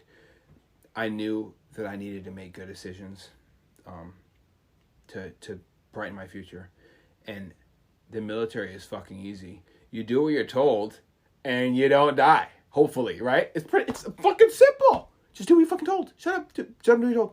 It's that simple. And I think it's a great lesson to teach people from a age growing up. I didn't always want to be a combative young man. I was. So doing this military thing told me, shut up and do what the fuck you're told, and you'll be fine. Just trust your leaders. Trust your leaders. Truly trust them. That means you don't ask, well, why do we need to do this? Or, I don't want to do this. Shut the fuck up. Just do what you're told. You'll survive this. It's okay. We'll talk about it afterwards. It's called the debrief. We'll get debriefed afterwards. So the military was super simple to me. Do what you're fucking told. But I couldn't think the whole time. So I'm just in a state of utter turmoil. I can't sleep. They tell me to do these fucking weird exercises that burn my shoulders like a motherfucker. Little arm swirlies right here. They'll play dubstep and they'll laugh. They'll wake us up in the middle of the night. They'll attack us and tackle us if we're on guard duty as a joke. We'd fight in the laundry room. Like, all these weird, crazy things is what boot camp is. And it's, people talk about it in the movies. It's nothing like that. It's very weird. You do a lot of shit because you're told to. It's a lot of weird rules. Just shut the fuck up and do them, and you'll be fine. And then A school, same. Shut the fuck up and do it, you'll be fine. So you finish A school. Finish A school. Rhiannon comes to me and says, Mom, I'm pregnant. Eddie. No, it's a joke. It's a joke. Eddie is graduating, and it's kind of a big deal. Yeah, Navy graduation. And oh, yes. None of his parents are going. And I said, what do you mean? Because to me, this was really hard for me as a parent, because to me, I never heard that. For you to get yourself out of the situation that you were in, and you met a girl, and you still went, and you stayed dedicated, and you go. Did the shit. I was so proud of you. But Rhiannon was 15. Your sister was like, what? Whoa, not at this time. No. The timelines fucked up. Then is it 16? Because when she met you, she was 15. Yeah, we met super young. So I think she was 16, and your sister was, how far apart are they? I can't remember how old we were. I think your sister was like 12. I don't know. Rhiannon was fucking little but girl. I'm like, well, he's got to have support there. No. And I'm like, I'm not going to send my child on a plane that young with everything in the world going on. So I'm like... So she said that no one comes... I didn't even know that. Yeah, she said nobody is going. Ugh, well, that's weird. And I said, well, my first instinct is, well, he needs to have support. Like, he's doing this amazing thing. And I will say my ex is a piece of shit for a lot of things, but he said, you guys should go. And he worked overtime and gave me the money so that we could go. And then we decided to take your sister, because your sister really wanted to go and support you. So I was like, okay, if her parents are cool, then I'm cool, and we'll go, since none of them are going. So we went, and it was the coolest ceremony I think I've ever seen. And I was so proud of how far you had come in just that little bit. And you were so serious, and you were so, like, respectful of everything about the Navy. And you were so excited that we were there. And it was such a fun trip. It was in Chicago. That was the first trip. And then I remember we saw you in Virginia when you went off to deployment. That sucked. Yeah, watching my daughter and you kiss your final goodbye for, what, 9.5 months? Long time. She was long time destroyed. Yeah. And so... And, your sister was upset too. And I just felt bad for these ladies. I just was like, and I felt bad for you. And then she still has a sweatshirt she wore. It's that one right there. Yep, that one right there. Yeah, and I'll I never have pictures forget. of it. It was just covered in salt water, and it was all from our tears. Yeah. And then after we dropped you off, we went to this hole in the wall diner and had I think we had dinner because wasn't it at night? I think when you left. Yeah, it was at nighttime. It was and we were just trying to pull it together. But then when we came back and saw you in Virginia, that was such a great trip. It was hell to get there. I mean, we're talking about trains, planes, and automobiles. I mean, it was snowing. It was blizzarding outside. Our flight got canceled. We only had 2 days to spend with you. It took us 2 days to get to you.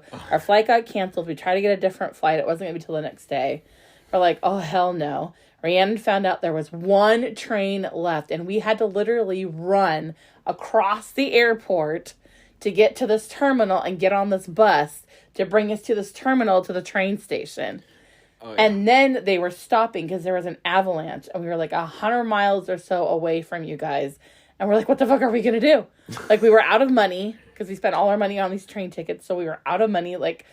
Yeah. We didn't have much. Train tickets across the country. Yeah, that's a good idea. So you're like, I got it. And your buddy came and picked us up. $100. $100 in some gas. McDonald's. Some McDonald's and some gas. And he it was great. We got there. We got into the, they had these little military suite spot, yeah. things. And, it was so much fun. And I remember the Navy Lodge. Yep. And then I remember us all laying on, in fact, we have a picture of it, all of us laying on a bed, and you had your computer open. You were showing us all these cool videos from when you were on the ship. And we went to the beach the next day, and we just had the best time. But then to have to say goodbye and to watch you guys it was heartbreaking. It just tore my heart up. But then when we went to go see you come home, that was amazing. She just could not wait. We were looking for you. She saw you and she ran. You had all these roses for her. Well, it was amazing. If you're smart and you're getting off deployment, they bring up multiple coolers of flowers, right? Mm-hmm. And you're supposed to take one flower. See, everybody on the ship, 9 out of 10 of them, really loved me. And they were like, here, take as many as you want, man. And I'm like, as many as I want? I said, as many as you want. I said, all right. I grabbed an armful. I'll never forget. Just fucking walk up. So everybody else had one. Bums. If you ain't cheating, you ain't trying. Work harder. So I came out with all them janks. And then seeing her was... Oh, it was amazing. Have you ever dove underwater when you're a kid? Mm-hmm. Just to see how long you can last without air. Oh, yeah. And your head's pounding. And your head's pounding, and you start to feel like you feel like your mouth's about to explode with this old air in your lungs, but you need new air in there too. Mm-hmm. And then you feel like you're about to completely collapse and just pass out. And then you get up to the top and breathe out really fast and breathe in. That first breath of almost death, of almost drowning, is what it was like to see Rhiannon that day and having a sense of life back in you, It is not easy to spend time away from the person that you really value, and I really value her. It's not like, oh, it's my wife. Great, ball and chain. No, everybody knows. Everybody who knows you knows how much you adore that woman. It's disgusting. Mm-hmm. Cute, but disgusting. Mm-hmm. Your sense of romance is, you make all the men look so bad. Well, I'm glad. Your daughter should be honored. I definitely remember that first warm embrace, and I'm never gonna forget it. I'll never forget how proud I was with all my new ribbons I picked up, and nobody noticed. And I was so proud with this new lanyard I made to honor my United States Naval rate of a bosun mate, and the honors that I received throughout that deployment, the awards, the things that I was able to accomplish with my team. And the difficult, weird world. When you deploy, you're not you anymore. And a lot of people are like, oh, I miss you so much. I wasn't me. You're not you. As soon as you fucking leave, you're not the same person. You'll never be the same person. Anybody who's deployed and came back and said they're just the same person is in fucking denial. You're not the same person. You'll never be the same. You'll never know what it's like to walk in the middle of the night when I'm doing watch with my watch section and walking around, and I got to make a shitty decision to send put 12 sailors on notice for something because my instructor told me I have to write them all up. And it's captain's mass offenses, like lose your money. This is like one strike in the Navy type shit. And I was put in a spot where I had to do that. Now everybody hates me because I did what I was told. Like a lot of people you have to find a fine line between doing your job and being cool. And because you're out there with your people. These people are stuck out there in the water with you. They can drown you. They'll throw you over the side of the ship. And you'll never be even found, ever. No. Never. You get sucked under the water, you're dead. And you have to deal with people trying to commit suicide. You have to deal with walking. I walked off a watch section. Once I ranked up real fucking quick, and I lost a lot of friends due to ranking up quick. A lot of people were, I don't know if it was envy, just jealousy, or hurt. I don't know, and I don't judge them. Weakness breeds weakness. Like if you're failing to accomplish a goal, and you're gonna be pissed off at someone else for getting that goal, and I get it, but I don't, because I don't operate like that. But I'm walking off a watch section, and I'm a watch section supervisor, seeing some dude choking the life out of a random ass lady, like on our ship, like one of our other sailors, a female sailor, and security trying to wrestle with him, and then he grabs the security guard gun and he gets like elbowed into the face until he passes out. I've had sailors go insane. Underway. I've had them start like whispering and thinking they're the devil, like thinking they're the fucking devil. Like I talk about a lot of weird shit. This motherfucker. This Bible thumping motherfucker, right? Beating on the Bible. He would take that book and it will never leave his clutches as long as he could. He would probably, if he could, he'd probably just put it under his armpit all day as he worked, and then read the Bible every chance he get instead of eat. That's how much of a Christian this person was. Nothing wrong with that. Went completely insane. Started walking around with an egg in his hand. An egg to ward off the demons. The captain of our naval ship, after getting not one but 2 sedative injections in his fucking neck to calm this motherfucker down, because he was fighting with 5 mastered arms, like the cops of the ship, fighting with 5. This guy was like 98 pounds wet. He was beating the shit out of 5 people, going crazy. After when they try to take the egg from him. And this guy tells the captain of our ship, it's like, you know who I am? Oh yeah. I'm just gonna say his name. Fuck it. You're Chanza. And the captain says, and who are you? And he just turns towards him nice and slow. And I'll never forget my buddy telling me this shit, because I was right outside the room when it happened. And he just turns his head nice and slow like the goddamn Chucky doll and says, I'm the devil in the flesh. That was it for me, okay? We Lysoled the hell out of his own area. Hell no. We threw all his shit in with gloves on in the trash bag. Oh, you gotta go. We threw his stuff. He was flown off the ship, declared insane. Like, that was it. Because that type of motherfucker that'll slice you all up in your sleep. Like, you remember when you were people. And we're also, a lot of weird shit happens. We had fucking sailors go crazy. And it's insane. So let me bring you to this next question then. Okay. Other than missing Rhiannon and your family and friends back home, and what happened with your dad, strictly on the ship, what is like the worst thing that happened on that ship that you can talk about? I'm not gonna say names. This is the only thing I probably won't say names for. Sexual assault, rape. Sexual assault are some serious things in the military. As a leader, one will do things and not be able to, necessarily explain them or go about it the right way. A lot of the sailors that worked for me have experienced sexual assault or sexual harassment from the upper chain of command. I was a very large advocate against sexual assault, and I always will be. I will die on whatever hill need be. I will die in a whole pile of shit blood, shells, knives, whatever I need to do before I let somebody else get harmed in front of me and be okay with it. And there was multiple sexual predators on the ship. There was people who were in relationships on the ship. People who cheat on their wife with other sailors. People who cheat on their husband with other sailors. And I frown upon all of it. I think the worst thing I've seen has to be sexual assault.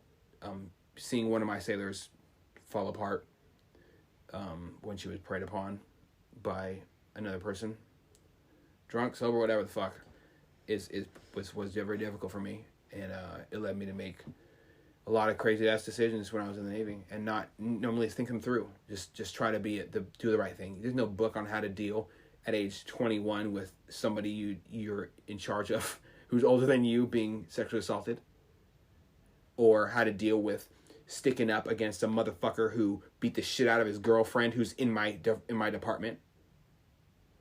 There's no words you can say that are allowed by the Uniform Code of Military Justice to stop me from dangling somebody out of a chalk in the forecastle and saying, "Hey, I'm going to drop you to your death, you cunt. I dare you to be within 20 feet of this bitch again. Like, you'll die, and I'll drown you." And I'm okay with that. There's not like that place for violence in the military anymore. The military will frown upon any violent infraction. I got in trouble for cussing out officers, all sorts of shit. They do not like to be questioned. People do not like their authority questioned. So I think the biggest thing was navigating with sexual harassment of our sailors and sexual assault with the women in our military. It is foul, flagrant, and it is everywhere. It's disgusting. Like, I probably used the wrong words when I describe things a lot. It was fucking horrible. Absolutely horrible. How do you, like, I deployed with these people. We all are okay with dying. We signed up. Ain't nobody else signed us up. We signed up. We're all okay with dying for our country.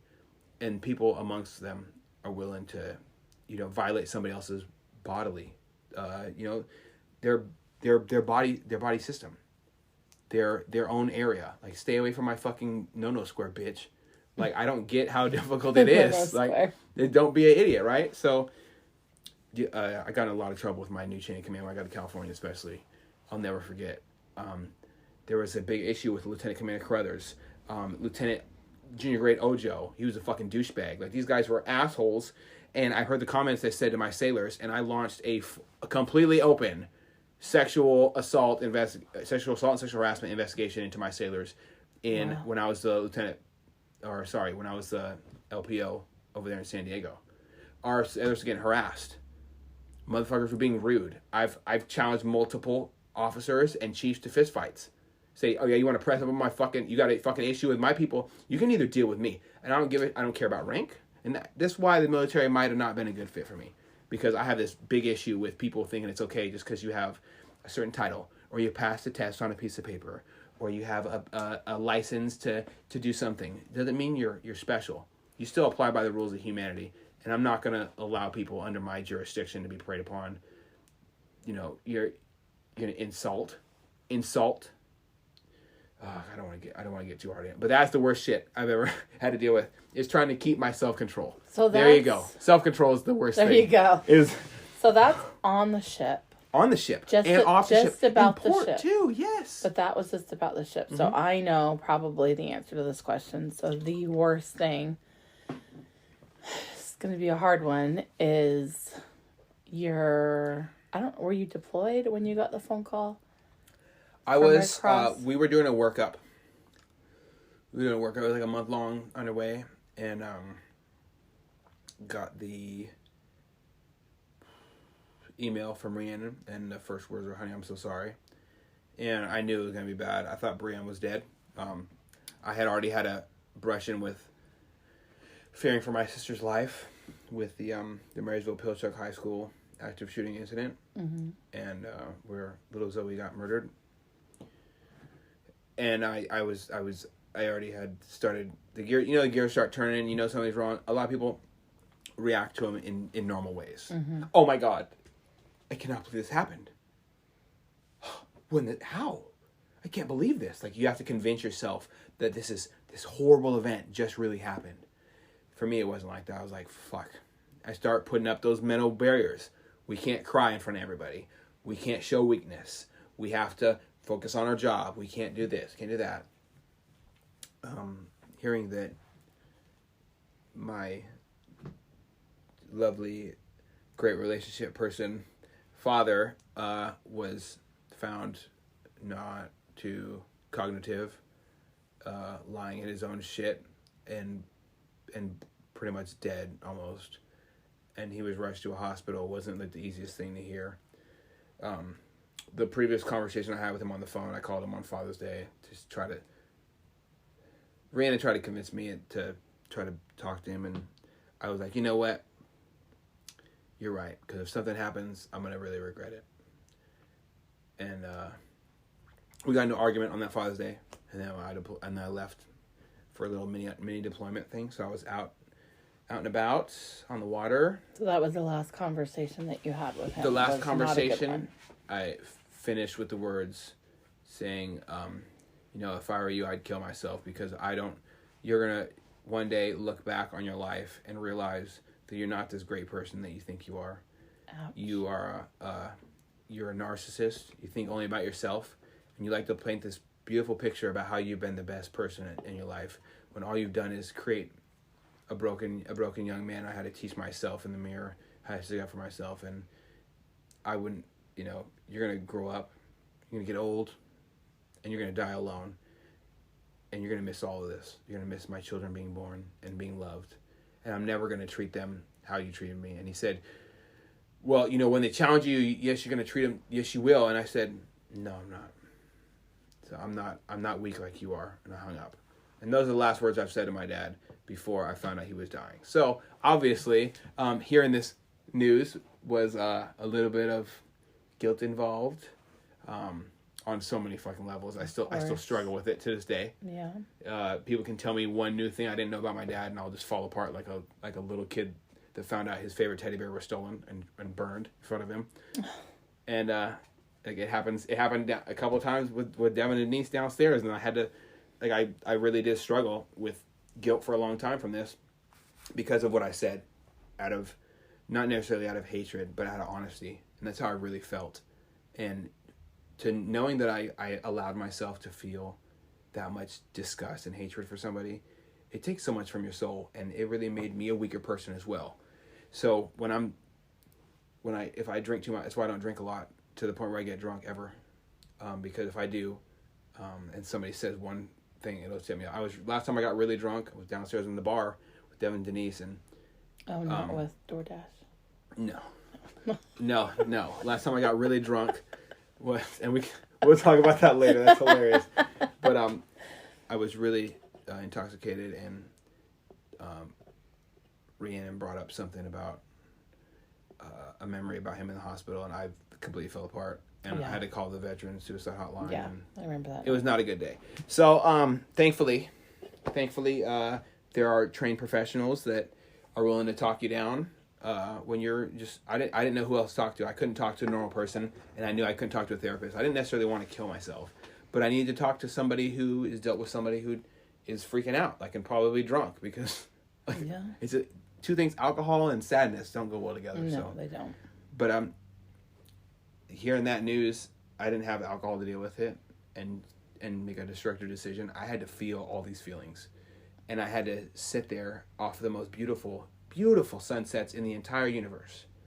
Florida Keys. Out there off Key West, you will never see a more majestic, beautiful shade of blue, unless, only time I see that blue is when I look in your daughter's eyes, and it crushed my soul to see this absolute, I know there's a God, because I saw this beautiful sunrise, and it was right after I read the email, and I was just thinking, and my boss walked up to me, he's like, "Baby boy, what's wrong with you?" And I looked at Chief Brontes, and I said, "My dad's dying, and I don't know what to do." And he's like, "What?" I said, "They found him. He's going to die. It's for sure. He's got 3 days. I don't know what to do. Leukemia, really bad. I don't know what to do." And he just, picked me up, and he walked with me and put me in the room. And as I do this, the 100 people on the back of the aircraft carrier watching the sunrise with me,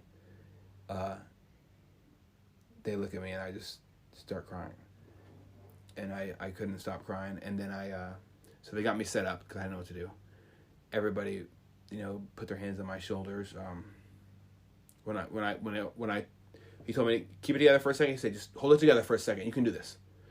And he said, we're gonna get you taken care of. He grabbed my he like took me down to get phone calls and everything like that. And later that day, he told me to go somewhere, go wherever you want. Don't go off the ship.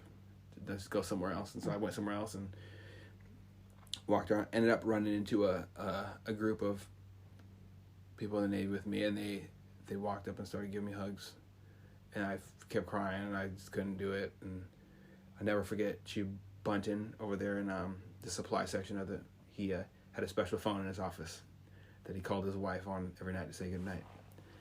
And he let me use his phone, and I talked with Rhiannon, soaked his keyboard in tears, and then I started keeping it together.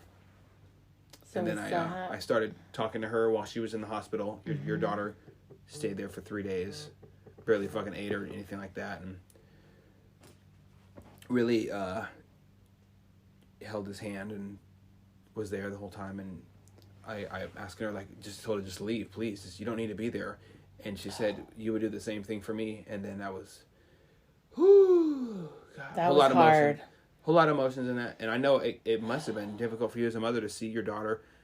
It's like the most selfless act I've ever heard of in my life. I couldn't. I went there, and I went to go in there to tell him, hey, listen, I got your son. I'm never let anything bad happen to him. I had this whole speech prepared. And Rhiannon's like, Mom, you're not going to want to do this. And I said, no, I have to do this. He has to know that we got Eddie. We will be his family. I'm going to go in there and do this. And I marched right in there, and I saw that man, and it was exact same position that her dad was in, with the exact same tubes. And I couldn't do it. I turned around and I walked out. I lost my shit. And I just told her, are you sure you can do this? I couldn't even imagine at 17 years old what this girl was going through. And I just said, I'm not comfortable with you being here. And she goes, Mom, I have to. He would do it for me. Mm-hmm. That's what she said to me. I'm like, I need to know you're okay. Is there somebody there with you? And that's when I believe it was Cody that came down and stayed with her. And Mike. And they were Joni. all surrounding her. And I was so angry at the time at all the adults, because I felt like, why are you leaving a 17-year-old little girl to deal with all of this? They weren't strong enough to stay there. And she did it. And it was hard for her. And she fell apart after she came home. But I was never so proud of my little girl than at that moment, where she sucked up everything she had. When me as an adult, I could not do it. It was too hard for me. It was too painful. So to see her do that at 17, I was like, whoa, this girl. So when I usually tell people at the end of the podcast, what is, I usually ask them, or I ask them offline too, what does the word sacrifice mean to you? I ask your son this quite often because I want to see his answer change every time. It's really amazing. What does sacrifice mean to you? And if I was to say what the word sacrifice meant to me, that is it. You give up everything that a normal human being should have a response to this. She should be mortified, terrified to be in the same room as somebody who's actively dying, traumatized from seeing her dad in the same position, just completely petrified. And taking that and putting it apart, she sacrificed a piece of herself for something else. And, people talk about what true acts of heroism are, and stuff like that. That is it. That is it. To do that took an extraordinary, not like a regular woman can just do that, a regular guy. That was an extraordinary woman who sat there and did that. And I knew at that moment that there's nobody else in the world that I can ever be with in my life. So at that moment was I need to marry this person. She's the one. Well, it was after it, cause obviously I was super fucked up. Well, yeah. So she holds the phone to his ear. Yeah. You say your goodbyes. So she's listening to you. Goodbye. Or you say whatever it is you wanted to say. Yeah, I told him You never got to be there before he passed. You didn't get to come until after, right? at all. Right. I tried to. It was weird. It was weird to me, dude. This whole thing, like, I've honestly, it was the whole thing's weird to me. Like holding the phone to somebody's ear, you don't know if they're there or not. Like whatever the fuck. Like, I was angered by it. I think I was just very, very sensitive and hurting really bad because the whole thing, I felt horrible about myself, guilt. What type of person tells their dad you want him to kill? If I was him, I would kill myself. Like, it's kind of screwed up. You gotta have really, really painful hatred in your heart to say that. And I knew right there that I was so damaged. And I don't think it's hatred. I think it's just pain. You were speaking out of pure pain as a little boy who had endured all the stuff from his dad.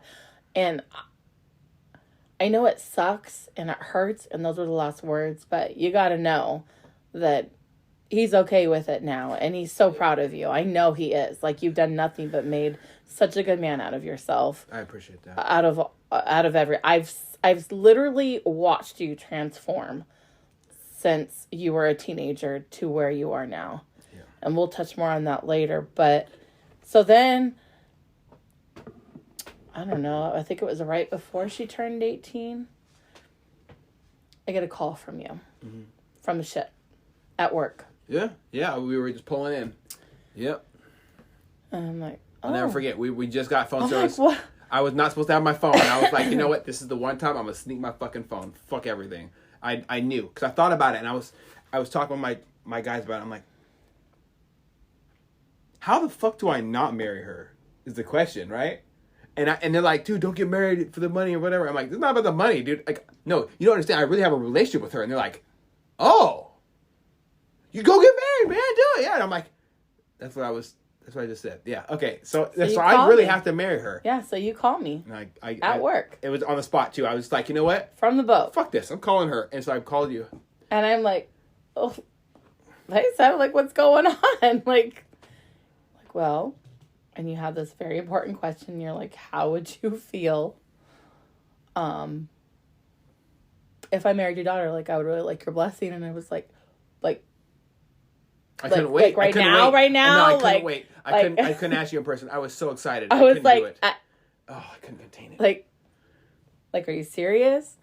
You know, but what do you, so as a parent, you have to look at things and go, okay, you have to really think about it and go, okay, what side of the fence do you want to be on? She's going to be 18 in a couple months, so it doesn't really matter what the fuck I say right now. Right now, it's where my support lies and where my loyalty lies. So at my point, I'm like, because Rhiannon has always been an old soul. Always been an old soul. And she's always been pretty good with making good decisions. And watching you and your relationship and coming and seeing you, you know, a couple times, like, I was like, well, at that point, almost all of her friends, I would say 75% of her friends were having babies. So to me, I was not for her to just get married. I was like, well, if it doesn't work out, you know, there's paperwork for this shit. Like, paperwork, yeah. Okay, if this is what you guys want to do, then you have my full support. And it was hard. It was hard as a parent to say that, but somewhere in my heart, I was like, this just seems like it's the right thing to do. And I'm so glad that I chose to support you guys, and I chose to be there for you. And it's like I married you guys. Yeah. You and did a good job. Kept it together. So happy to be a part of all of that. And here you are till this day, still together, still like forging on, like everything. I think we're gonna be together forever. Is amazing. So. Well, you better be. Yeah. I'm not going through another son-in-law. Hell no. Damn, it's difficult stuff. I know. So now, big shoes to fill. So now you come back. Okay. Right? You guys didn't really want to have a wedding because you wanted to do it later. But in my mind as a parent, I'm thinking, fuck, what if something happens to him? Like, what if they can't just get married on paper? Like, we have to do something. So we did a little wedding on the beach and a little ceremony or a little reception in our backyard, and it was the cutest thing ever. The pictures, I'm gonna cherish these things forever, and now we can, you know, when we plan our big wedding, with our kids in it right after her knee surgery, like, it's super exciting for me because now I can say, hey, let's have the dream wedding now. Yeah. you know, we have the house, we have the 4 cars, we got the fucking 3 dogs, we got the baby now. You guys are doing the damn thing for sure. I make over 100K easily. Like, She just let's finished just beauty finish school. She's about to make at least 75K easily a year. Yeah. Let's take all these, because we have a very strong foundation, and when the strong foundation is strong, you can build on that. Yeah. And patience is my trick. Everyone's like, you guys need to have babies. I'm like, fuck you. You need to have babies. Do you want to have more babies? Like, oh no, I don't. And then shut up. That's like usually my response. As much as I would love to have grandchildren, I do respect the fact that you guys want to do all these things before having kids, because I didn't do that. I only wanted to be a mom growing up my whole life. People wanted to be lawyers and doctors and such. I wanted to have babies, and that's awesome. And I love and my special. children. I like your kids. They're kind of cool. I did it. Yeah, they're all right. I'll keep them. But I didn't. Well, Rhiannon wasn't planned. Obviously, I was so young, but she's the best thing that ever happened to me. She's the best thing that ever happened to me. All my kids are the best thing that ever happened to me. I love them all. I always tell them I love them all the same but different. All 4 of you. You got to be a mom to understand that shit. So yeah, so now you come home to get married. We throw you this little ceremony. Never forget it. Right? The next day, you go to prom. The day after that, you leave. Yeah, I gotta. It was boom, boom, boom. Your teachers, principals, everybody was coming to this little reception. It was amazing. Yeah, she was weird. We had a strong, huge community. Mr. Miranda and his awesome wife, and my community is the most beautiful community that I've ever experienced in my life. You know, that I've ever heard about from other people, including that in that statement. Having somebody who sees you every day and they see you hurting and they stop and say, "Hey, come check my office, let's chat." Usually you go to office if you're in trouble. I talk to Mr. Miranda every day. He devoted at least 25 minutes of his time to me every day. He was very cool. I'd miss a class and I'd do the homework later. I don't care. This person is the reason I'm alive. A lot of there's times where I was fucked up. I was really fucked up and I was having some bad thoughts, and weakness in a child a broken child can do a lot of bad shit. They can shoot up a school. They can do a bunch of horrible things.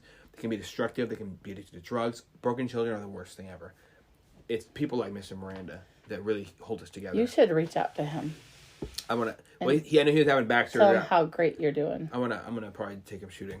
Is my goal. I love to take people shooting. It's so easy. All you gotta do is throw this really really really small thing at something that's gonna go bing, and all you gotta do to do it is pull the trigger. Pull the trigger. And don't miss, motherfucker, Yeah. or I'll laugh at you. And be calm. And it's an area of focus, and it really helps me heal. Okay, so now we've had the wedding, you've had prom, then you go home. What was it like coming home? We got really lucky with you coming home on the holidays. Oh, God, we did. I don't know anybody who's made it to every Christmas. God lucky, damn. like so lucky. But tell me how that was for you. Well, to me, it was emotional as hell. Tell them, because I know. I always wanted to have a Christmas where the family's together and they're actually happy to be there with each other, and they're not arguing about whatever the fuck, right? It was great. So, being able to see my Christmas present from life was seeing Rhiannon. I could probably talk about her until the world ends. There's nothing better than looking somebody in the face and knowing that they're looking you in the face, and their soul is dedicated to you and yours as well to them. And there's nothing more that they rather do than just sit there in a second and pretend the whole fucking world disappeared and just get lost in it and be captivated by her eyes was everything I needed. Nothing mattered. I didn't care about my dad dying. I didn't care about having to deploy. I didn't care about the possibility of war. I didn't care about Obama droning kids by accident with his presidential orders. I didn't care about anything. I didn't care about politics. I didn't care about shit. All I cared about was Rhiannon. And I did kind of see the struggle with having to divide your time, because in our house, Christmas is a huge big deal. Any type of holiday, birthdays, holidays, all that stuff is a big deal. And so she says to me, Mom, like, I don't know how this is all going to work out, but I'm going to have to share, with Eddie's family. And I said, of course, I know when you get married that you have to share the holidays.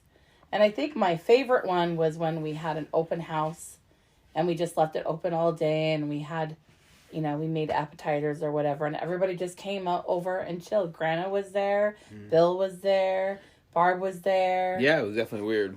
Friends came over, and I thought it was a great time. I had a great time with all of them. I didn't mean like weird, like in a bad way. I mean like weird compared to how normally people do things traditionally. Yeah. But I'm not really a traditional person. I think traditions are stupid. I think living in the moment is so beautiful. You lie, motherfucker, because at 4 a.m. on Christmas morning, you got the music going and everybody's up and we're opening presents and having mimosas. Okay, that is right. our new tradition. Well, first of all, I drink whiskey. But yes, it is true. 4 a.m. It's when Christmas starts here.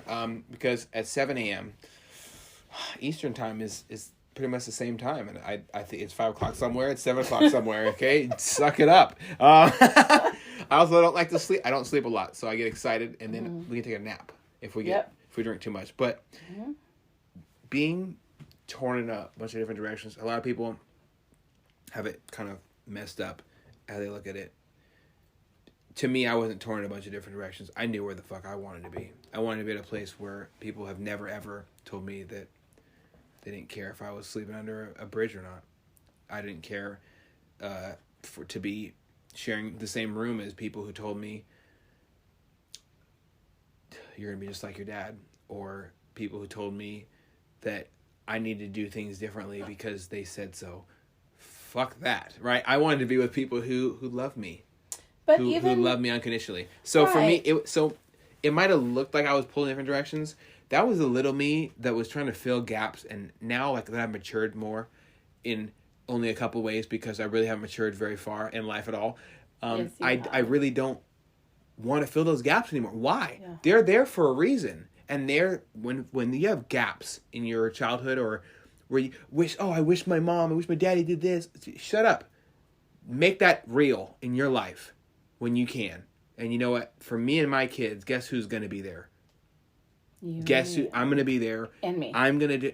Yes, you can be there too. But I'm going to do all these things. Yeah, You're going to do all the things. Like, all the things that I wanted to do for my kid. And it sucks to reach that point. But it's really, really helpful too. Because now I can sit here and say, I don't have... I don't wish I did all these things with my dad. I am going to do all these things with my son. You know what, or my daughter. If you didn't have all those experiences, though, you wouldn't know what you really want to give your kids. Because I had shitty growing up. It's the truth. Yeah, air it out. I was able to take those lessons, and like my mom says all the time, I'm so sorry for whatever. And I'm like, don't be, because if it wasn't for that, I wouldn't know what I didn't want to do as a parent. I wouldn't know that I wanted to be a better parent. Yeah, it's also good for her to take accountability and say that hey, I'm really sorry for this.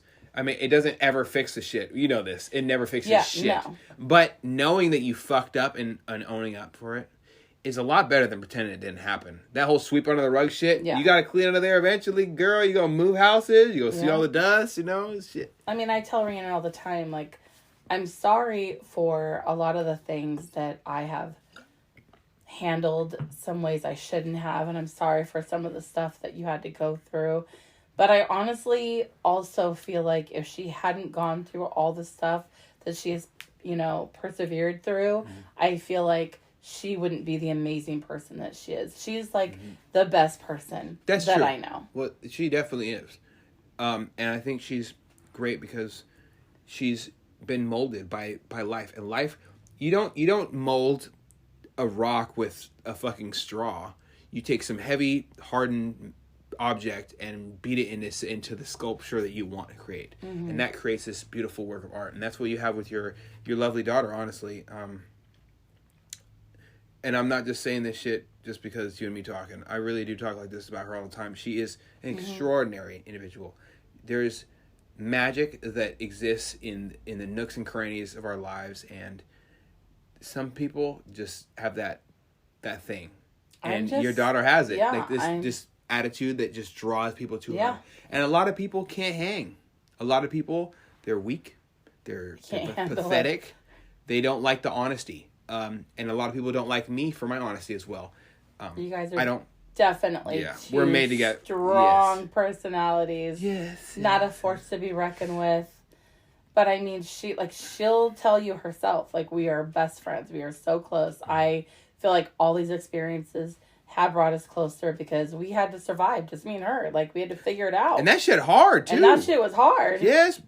And I feel guilty all the time, but at the same time, I'm like, damn, how did I get so lucky and blessed to have this human being as my child? Like, I'm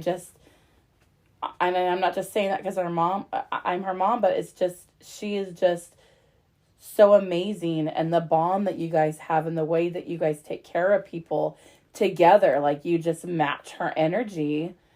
And, you know, that kind of brings me to the next question. The next thing I want to ask you is, so when you got out of the Navy and you were back to civilian life, how was that transition for you?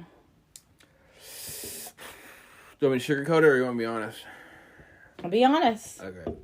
Well, this is your show, so I'm just going to tell the truth. I was pissed off and disgusted with the world I came back to. Honestly, I can say that you didn't love yourself the way you should have. You don't respect yourself the way you should have. You weren't being treated because you weren't being treated properly. Rihanna wasn't being treated properly. Brienne was not being treated properly. Bill was not being thanked for his great job in life properly. I wasn't holding my mom accountable properly because I was looking to fill holes. I was pissed off at myself. I was pissed off at the Navy. I was pissed off at life from pulling me from the Navy because all I had to do was advance one more time and I could have just rode out the next 16 years of my life. I went from E1 to E5 in 2.5 years. Got all my warfare pins, got all these accolades, and I got recognized for so many cool little things, right? And it sounds like I can sum it up in a sentence, but it was so powerful and huge to me.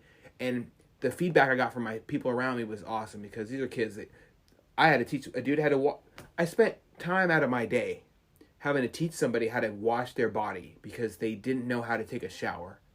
How the fuck does that happen? When your parents are murdered and you've lived homeless your whole life. Oh. So, well, there's that. And I've had to deal with people who got caught. I caught motherfuckers with child porn on their laptops. Ew. So the laptops were smashed into their face and things happened. You know, I was very disgruntled when I first came home. I make a joke a lot of times, but it's a lot of people think it's a joke, but it's the truth. I was a disgruntled ass veteran when I came back. I was pissed off at the world because I saw no moral sanctity. I saw no respect. I saw no true love, unconditional love, and I was pissed off because I didn't have it already as a child. So that just stacked and stacked and stacked, and I had to put on a fake face to be somebody who I wasn't, which is someone who's complacent or complicit in things I disagree with. So I bit my knuckles, you know, like this, like you saw in the movie before. I bit my knuckles a lot of times, and eventually I boiled over. And Rhiannon would tell me all the time, you always look pissed off, and I said, no, I'm fine. And finally I stopped saying I'm fine and started telling the truth. So transitioning out of the military is as simple as 1, 2, tell people how you feel. Don't hold that shit in. I did that, and I should have stood up. I should have done the right thing and stood up for what I believe in. Now I'll die on any hill over what I believe in. Unless you can honestly tell me something that I've done that's fucked up, like I'll die. I'll fight to the end. I don't give a shit. And especially if my brain's not in the right place, I will die on that hill. Absolutely. If I believe that this is right, I will die over the small thing. I don't give a shit. I would rather die and know that I stood up for something right and my wife can trust and believe and have faith in that versus me saying, okay, I'll just sit here and let life happen. No, fuck that. Life is meant to happen for you, not just to you. And anyone can take their life experiences and change it. Look at you. You've doing a crazy your whole life. You were like, fuck this. You know what? I'm over this. I'm done with life. Treat me like it's a whipping boy. I'm gonna kick his fucking ass. And you did. You did the Django. Okay, you shot all the slave owners, right? So now here you are, a phenomenal mother as you've always been, right? Thank you. Kicking down the door in life and trying new things. I had to go through kind of a similar journey, and I think that's where you and me really connect. It's like an unspoken kind of thing. you see a lot of things in me that I see in you, and we can like connect on that level as a mother and a son. There's been so many times when I've told you this, like you've been more of a mom to me than I felt that my own mom did it, and it's because at times we had a lot of issues, and sometimes she said some fucked up shit, and I could have gone to therapy and felt all good and done or maybe I could have quit drinking alcohol and done the 12-step program or whatever, and told her, you know, Mom, I forgive you for saying what you said, but I'm not going to do that, and I'm also not going to live on a crutch. So I can say that I've felt all these emotions, and I feel them very raw and very powerful. So getting out of the Navy, getting out of my comfort zone where I was fucking shit up, getting out of there. They told me I was going to be the next superstar sailor, right, for my command. Like, it was huge to me. They call me the golden boy. You like, definitely. It was uncomfortable for me.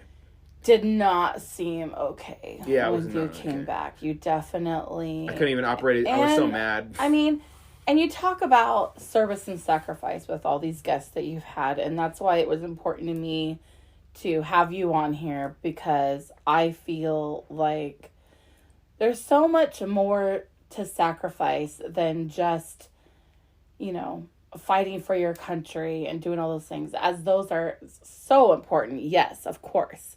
But this is a small piece of the puzzle. But also sacrifice. There's a lot of, there was sacrifice for Rhiannon. Rhiannon spent many, many hours making you those cool decorative boxes to send you and your pals treats. You spent many, many times, like, you know, not being with her not being with you, being a young couple while you're in the military. And not cheating on each other. And not cheating on each other is like is tough. Not even heard of. Like it's not a thing. Like, I don't even think you found any person that just was like that. I think there was just a few. I really, really fucking thought I did, and it wasn't till like a year and a half later that I found out it wasn't true, and I was crushed because I don't deal with people who cheat. I don't deal with it, and and this is. And me saying that is my precedent, like that sets the fucking standard. Yeah. So now that I've let somebody around me that's done some shady shit, I've compromised my standards. How the fuck is anybody gonna respect me? So I denounce any form of that shit. I can't do it. Yeah. Coming back and seeing people like, oh man, I miss you so much. Yeah, and I was a little jaded, honestly. Yeah, why didn't you fucking call me or answer your phone when I called you or respond to me when I was in town? I tried to go to people, like, and this is something that is really fucked up. If somebody I traveled 3,000 miles every time I want to fly home from Virginia to Washington is ridiculous. Looking back, I would have stayed my ass there. I would have said, "Fuck y'all." I don't want to talk about. I would have just. I would have just flew Rhiannon and you guys over rather than me go home and have my heart broken again and by people that I really thought were my friends and not my mom, not my dad, not whoever the fuck, like people who I really valued, my friends, my brothers and my sisters. Y'all don't want to pull up? Like I told them in advance when I was showing up, and then hey, you can drive to me. Here's my address. Wow, I came 3,000 miles already. Yeah. Go fuck yourself. And that was and it sucks to say that, but that's what the fuck it is. Like, that's shady as hell. But I feel because of that, I've single-handedly seen you. Hey, so and so's here from on leave. Like, can we go meet with him for drinks, or can he come over here? And oh my god. I saw you that one guy, I can't remember his name. LaBarge in Vegas. No, the one that came here, the guy with the glasses. Jeremy. I love him to Jeremy Smith. Oh my gosh, I love that kid. He came and hung out. He even came to a party, I think, even after he came and hung out with you. Every time he shows up, he tells me right when he's here, and I'm like, what? I'm always. It's always. But you always make time. I'm literally surrounded by my friends. Yeah. Like usually at my fucking birthday is when he's here. Yeah. Like, it's kind of weird. Yeah. They just show up like, hey, I'm here. But he's so cool. During my birthday, I'm like, I can't just leave all these people to come see me, but I want to. And he was happy to come here, though. I offered to pay his gas. Oh, yeah. I offered to fucking fill up his tank and buy him a bottle so he can relax. Like, you got to take care of your boys, right? Yeah. And this motherfucker, like, Yeah. But I digressed. But I mean, you always make the time for them, and Yeah. it was really hard to see these people that didn't want to make the time for you. Like I everything- bullshit if it did. If I said it didn't hurt, I'd be bullshitting. Yeah. Men need to be honest. You could see it though. It really fucked me up. It reminded me of when I was having a birthday party as a little kid and nobody showed up. I cried like so bad. I told my mom, was like, "What do you want to do, Eddie?" I said, "I want to break things and cry." And my mom just held me on my back deck while my aunt's dog licked my face for like an hour. Oh my like gosh. And that's what it feels like. And like That's horrible. like my grandma just died. Everything was fucked up. That's exactly what it feels like. You feel like you're lowest of the low. All you want is people. You want to show these people, hey, look at me. I did something. I signed up in the military, and a lot of people don't like people in the military, and they're usually fucking losers. People in the military are awesome, not just because they do really simple tasks really hard and they try super hard, but a lot of people don't like people in the military, and it's sad. You don't know what these people are going through. Like me my story isn't shit. I know people who deployed for 16 months. I know people who deployed and had to end the lives of children who got AKs handed them by their moms. The Taliban sends groups of kids at you with guns, and you have to make that decision in the split second. 19, 20, 21 years old. Are you going to shoot this child who looks like your little brother in the face? He might be a little tanner. Maybe he's wearing different clothes. Who gives a fuck? You're shooting a child in the face. When our vets come back, or our active duty service members come back, I don't want them to lift a fucking finger. And that is why I make time to see my vets. When I go to Vegas, I got a boy down there, Thomas Labarge, love him to death. Yeah. He drove his truck, picked me and Rhiannon up. We went to dinner. He tried to pay for it. I won. We Love that. we drank together. And while I was going to get water for Rhiannon because Rhiannon was feeling good, he ended up talking to Rhiannon and saying, "This guy's the only guy I know," and I can say this honestly. I didn't ask him. Yeah. He said, "It's the only guy I know who is not cheated on, and he will refuse to even look at someone who has a vagina." Like, this guy he's my guy, and it's the truth. Like, you have to honor your relationship, but like seeing people and reconnecting with people in the military is always really difficult for me because these people saw a version of me that was still trying to figure out who I am. It's kind of weird for me to talk about myself, and I'm really uncomfortable still. It is so hard for you. It is so hard for you. But it was like I was trying to do the best possible. I was really never like.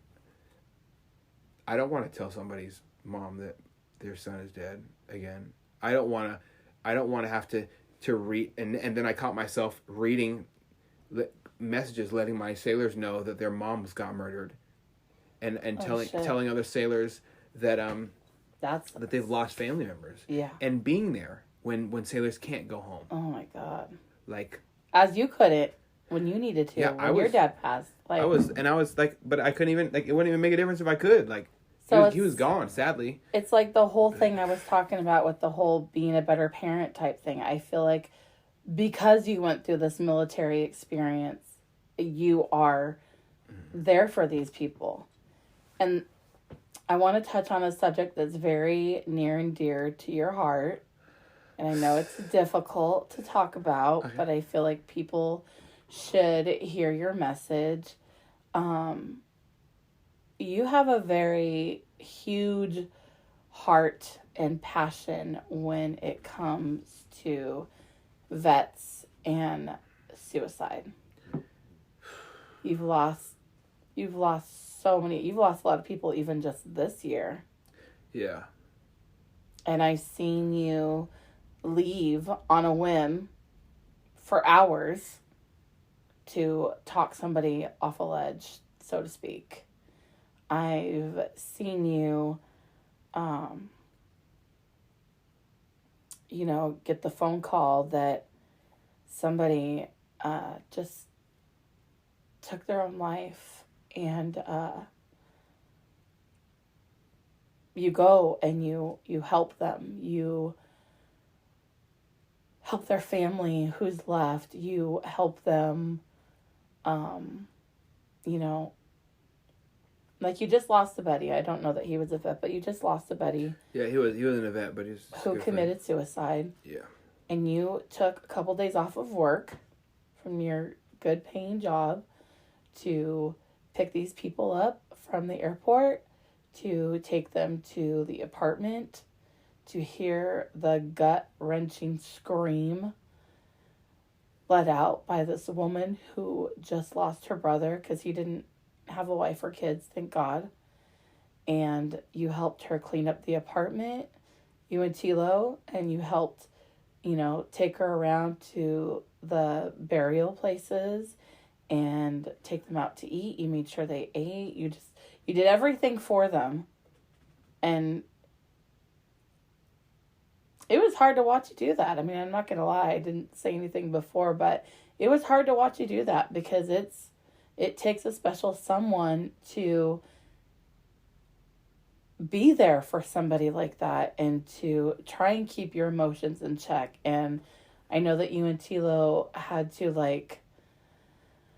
decompress after all of that, after holding it in all day long and not, you're just trying to be strong and be there for them when inside you guys are having a hard time yourselves. Yeah. So if you could say something to somebody right now who is having a hard time, or somebody who is listening to this podcast who is thinking about suicide, what would you say to them? Wow, that's a lot of stuff you just said there. The first thing I would do is tell them to stop whatever you're doing. Put down whatever you're doing and just listen to what I'm about to say, because it's going to be very honest. The second you make a decision to harm yourself, you're not just harming yourself. Even if you don't feel like you're being cared about, there's so many other people that do care. And it might be your sister who lives across the country, who has nephews that love you. And it might be her husband who is trying to keep it together while he carries your sister out of the room so that me and my friend can clean up your apartment. It might be your friend who works for the Liquor and Cannabis Board, whose hands haven't stopped shaking since he found your body. It might be me walking into your apartment in Coronado and having to talk with your girlfriend who's still on duty at the ship and tell her that you and tell my section leader that he can fuck off, and I'm gonna take the sailor off the ship come hell or high water, and I'm gonna have her come help me deal with the situation because her boyfriend committed suicide. It might be me being on Facebook with them and seeing the mother of a good friend I was in the military with often talk about her son and never be the same. Her Facebook profile picture has his name in it, and it's been the same way since he took his own life. Veteran, not veteran, just a person who's hurting. We're all human beings, and we have a whole lot of pain that we try to stomach and try to stay strong. The worst thing you can ever try to do is try to harm yourself to remove whatever you're going through. You're not ending it. You're not stopping. You're not making it better. You're passing the pain. And when I say passing the pain, you're handing them a pot of nasty pain-filled water, and you're putting it over a stove to heat up, and you're handing it to the person to grab that pot without a glove on. So not only do they burn themselves, they cover themselves in nasty pain you're feeling. It is exponentially worse removing yourself from the equation. It is not a good thing. And there is somebody out there that's willing to listen to your problems, and fuck, if anything, I will. And all my contact information is always attached to this podcast. If somebody disagrees with what I say, they can argue with me, and I will listen, and I'll be respectful, because I'm okay with being wrong. Mm-hmm. And this is one thing I can say: if you're going to commit suicide, you are wrong right away, because there is somebody out there who will listen, and you have not done anything in your life that you cannot come back from, unless you're a fucking pedophile, there is nothing that you've done that you can't come back from. I've been there. I've done fucked up shit. I've woke up from my night terrors with Rhiannon, your daughter, the person who I love the most, who has a black eye. Like, I've gone through this shit. I've made horrible decisions when I'm not even awake. I implore anybody who wants to harm themselves to not do it. It's not worth it. There's nothing that's going to get better. You can get through this. You will get through this, and you must. You can, you will, you must. You have to get through this, because the second you choose to pass that pain, all you're going to do is it's going to roll downhill in a snowball effect. And everybody's going to be left here to pick up the pieces. That's something that, and if we're talking about being at the lowest of the low, it's hard. It's hard to walk into your friend's place and say, "Oh fuck, dude, what could I have done differently?" I saw him the 2 days before he died, and I'm just talking about one person. I've deployed with these people. I know their mom's name and their dog's name. It's memorized. I know what their wife looks like. And I've also seen people who got killed overseas, who didn't make it back. I try every single day to honor the memory of our veterans, of our people who gone downrange, who did shit way braver than what I did, who actually fucking put their balls on the line and died for this fucking country, just so we can sit here in this nice little air-conditioned room and relax, where we have running water and life, and be thankful. I try to honor them every single day by not taking my life, because it's not worth it. It's not going to help anybody. No. And the best thing to do when you're feeling low is just to talk to somebody. It might be, strangers are better. It's hard for people, though. It is hard. There's many things that are hard in this life. But this is what I don't understand. I'm not going to try and pretend to act like I know what it's like, anyways, as a vet, to relive the shit in their head and do all this stuff. Like, I get it. But normal civilians, I shouldn't say normal, but people who want to end their life, I don't understand it, because to me, if my life is so bad, then change it. What can you do? Like, you could go to that country you never wanted to go to before and start all over. You know, change. You have the power to change it. If you don't try to change it, what are you going to do? Well, absolutely. Like, if you do... I hate to be that tough motherfucker that says something that probably people aren't going to hear. There's nothing you have gone through that is so bad you need to remove yourself from the equation. No, contribute more. Do more. Do more. Do better. And absolutely, I challenge people to do that. Every single day, do better. I got a boy that talks about 1% better every day. He fucking stands outside of schools. After a school shooting, he stands outside of schools wearing veteran Overwatch on his bulletproof Kevlar. Which is amazing. He brings himself. He brings himself out there. Bless that guy. His own military working dogs. He's been blown up overseas, and he's a disabled vet, and he still shows up on his own time and puts it out there that if you're going to go fucking kill these kids, guess who you got to go through first, bitch? Me. And my dog. Podcast. That was an amazing podcast. And I fucking love that guy. Anthony's awesome. He is one of my major inspirations right now, just to try to get better. And the reason I say do better, do you think that failure is ultimately final? Absolutely not. Absolutely not. I tell this to your son all the time. But yeah, you fucked up, and guess who's being held accountable right now? You. Yep. Because I'm here, and I'm not going to let you slide through life and just be okay with failing. And don't be okay with it. Get mad. Yeah, get pissed off. And do better. Because you can. I have faith in you. Your mother loves you. Your sister loves you. You can do this. All you have to do is believe in yourself and do better. But if you quit, you fucking quit, what do you think is going to change? Who's going to be inspired by you quitting in life?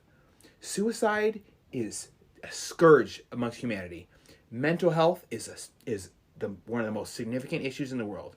People talk about America's got a gun problem. Bullshit. Stop looking at the tool and start looking at the root of the problem. We have broken young men who grow up in this world with they don't feel a sense of purpose. They're not told it's okay to be a guy. Go fall out the tree, but please don't get hurt. Like, don't go ride the bike and skin your knee. Go put in girl, you can do it too. You're just gonna look prettier than him. You know, tell people they can be who they are. Don't tell them they be somebody else. You can't be this, so you need to be that. Fuck that.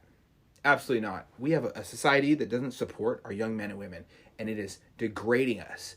And on so many levels, I knew what my purpose was when I was a kid.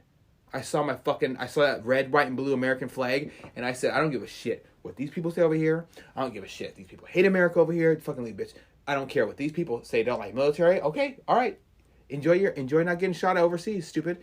You know, I don't care what anybody says, but I know what I need to say.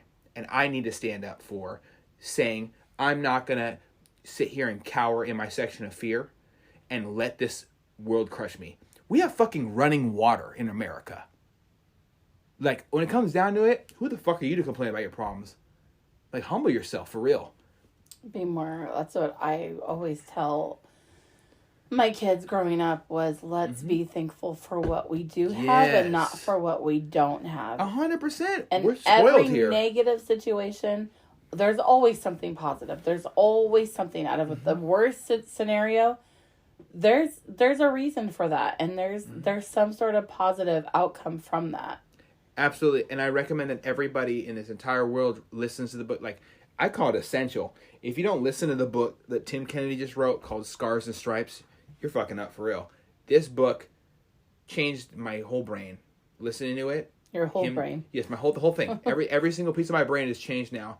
And I have a lot more confidence and I'll have a lot more happiness because of it after I listen to it. Sitting in a pool listening to this guy talk about the shit he's gone through and how he really made a mistake. And then his end paragraph about failure not being final, it like brought me to tears. Hearing this person talk who's gone through some real shit talk about how just because I was an egotistical asshole who thought I was always right, and now I'm more humble and I'm a member of a team, and as a team we have to be better no matter what, or we're failing each other. That thing doesn't just apply to the military or the Green Berets or the Ranger qualified Green Beret Special Forces sniper who's also doing jiu-jitsu and a shooting instructor. All these, you don't need all that. That guy's a unicorn. He's like a unicorn. So, but his message is that we're not us.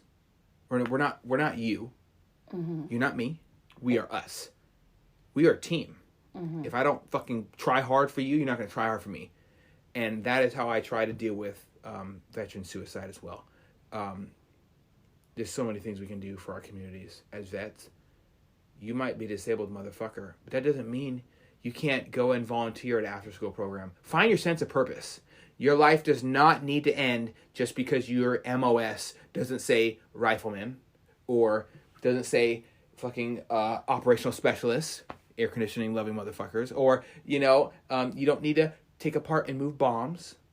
You don't need to be a fucking EOD or a shooter. You don't need to shoot people in the face to have worth in this country. No, you are special. You are meant to do great and powerful things, and you have every opportunity, as long as you have breath in your lungs, put some energy out in the universe. My favorite thing that I've done this entire year, the whole year, besides hang out with your daughter the whole time, is, and I get to wake up to her every day. How great is that? Like, amazing. For real. Amazing. Every day I get to wake up to your, if people knew what it's like to be away from your spouse, you might appreciate them more. And fuck, dude, I love her. But the coolest thing I was able to do this year is ask my buddy to come up and hang out at your family reunion this year on your daughter's father's side of the family. And these kids were like, let's play hide and go seek tag. I'm like, oh yeah, hide and go seek tag. Oh, Tilo. I had my friend bring out a ghillie suit and my black camo, and we played hide and go seek tag against 16 kids. And they had the best time hiding from us. And no matter what, they still got candy at the end, as long as they didn't break the rules. They broke the rules, they didn't get shit. Hey, the quick sidebar, I just gotta say, Tilo is also on one of these podcasts, and I've only met the guy like a handful of times, and he's freaking amazing. His story is amazing. So you should really go to that service and sacrifice episode. Absolutely. I 100% agree. Anyways, I digress. So, But I digress. Yep. That's as I Tilo digress. says. As Tilo I says. digress. But yeah, he dressed up in a fucking ghillie suit and we played hide and seek tape. He was all about it. It was awesome. He was complete. It was completely pitch black. He was creeping in the grass. Yeah. On this giant ass field, and these kids are like, oh, the kids are like, I'm like, stay out of thorn bushes. Where these kids go? They hid in a whole group of thorn bushes. They're all cut up. They hit it. They cheated, and I'm like, I'm not gonna get mad at you for breaking these rules. I didn't find until the very end, so you get your treats. But it was one of the coolest things I did because I told these kids, hey, listen, you don't get shit for a reward if I catch you. Whether I gave them a treat or not doesn't matter. You changed that. I told them whole reunion this year. Yes, well, you have to challenge the children and say, hey, if I find you, you're done. We sure did. There's this flame that lit up in them. It's like when they go hunting in hay for candy every year, right? Yeah. You try something new, and children need attention. Like, for real, like, we don't spend enough time paying attention to our children. And if these vets who feel like the whole world is at the end, and your whole world sucks, and I don't really know if I want to be here anymore. I'm in an empty house. My wife left me because she didn't want to sacrifice with me. Or my wife took the kids from me, and because I came back from war and I scream in my sleep. Or, these are real stories, like for my friends that goes these. Or I came back from deployment after finding out halfway through that my wife cheated on me and I want to kill myself the whole time. That's the thing. That happens. Yeah. And having a suicide watch on sailors ain't fun. But I'll tell you what's worse. It's not being able to conform to normal society. Separation anxiety is a serious thing I went through when I came back from the military. And it wasn't have anything to do with me as a child. It was completely because I felt like I had no sense of purpose anymore. I was wiping down tables at a 24-hour diner. You wanted to be back in the military. I wanted to be back in the military, 100%. Not gone from my wife. Right. I wanted to have something to do. I wanted to be have purpose. that purpose. And if anybody who gets out of the military and said they don't miss it, there's a lie in there somewhere. Unless you're that one odd person, there's a piece of it you miss.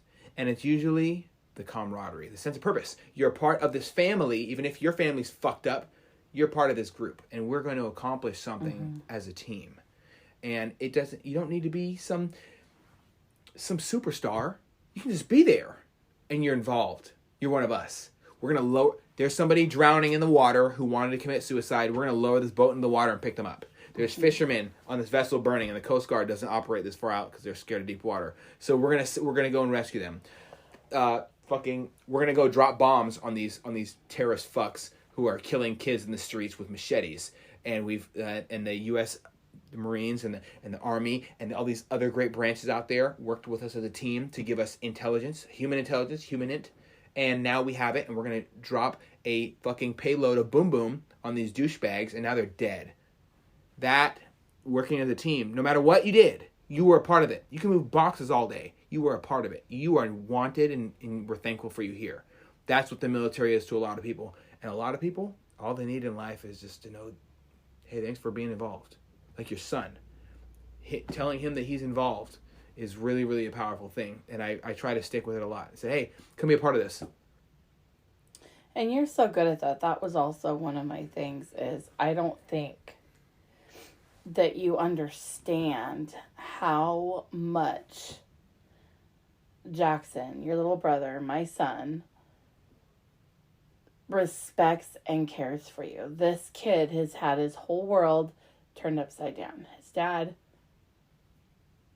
abandoned him. 100%. His dad walked out on us. Yeah, horrible for person. drugs and multiple women. Yeah. Not going to go into that, but his dad left. Yeah. Sucks. And he doesn't really have a male figure in his life other than you. And I feel like you have just made that your purpose to show this young man how to be a man. You've taught him how to work on houses. You've taught him about guns and gun safety.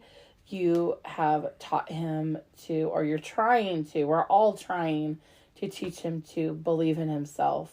But It's hard. It's kid, hard. Yeah, he is It's so hard to believe in yourself. down on himself right now that it is such a challenge that all of us come together as a village, as a team, to see what we can do. And that's where I'm like so blessed and lucky, because I have you and Rhiannon to come together with me, because it's hard by yourself as a single parent. It is. And it's hard when you're a mom and it's a boy. Like It's hard. I don't know boys all the way. You don't I'm have a trying, dick and balls, but you know? Shit's weird, dude. His balls are gonna drop and he's gonna be like, I'm so mad. Oh, I'm so horny. I'm all pissed off. He's gonna see weird emotions. Ladies don't go through that same thing. It's different for them. No, they have different things on their bodies, right? But you really like take the time to spend it with him and mold him. You're trying to mold him into this, great young man, because as long as you're around, you've made it quite clear that all of, our family is protected. We're taken care of.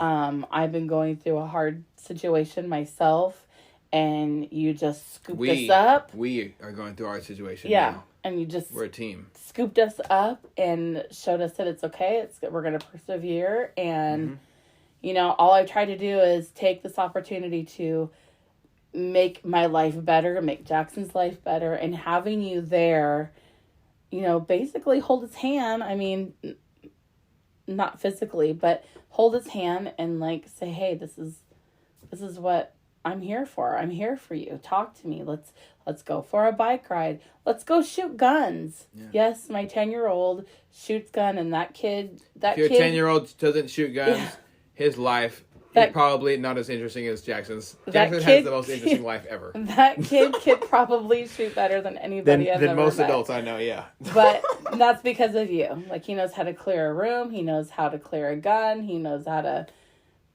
Gun safety. You go over all these scenarios with us. Okay, if somebody's at the door, what do we do? Let's act this out. Like, what are you gonna do? With the guns empty, of course. This is your role. This is what you need to do. This is what's gonna happen. If I'm not home, if I'm at home and somebody breaks in, he knows what the fuck to do. Yep. It's plain and simple as this. If the foundation's there, the child will grow. If without the foundation, and it has to be a strict one, if he's allowed to talk back, if he's allowed to do these things, he's gonna be molded into this ugly creature that we don't want. Like I pretend to look at Jackson not as him.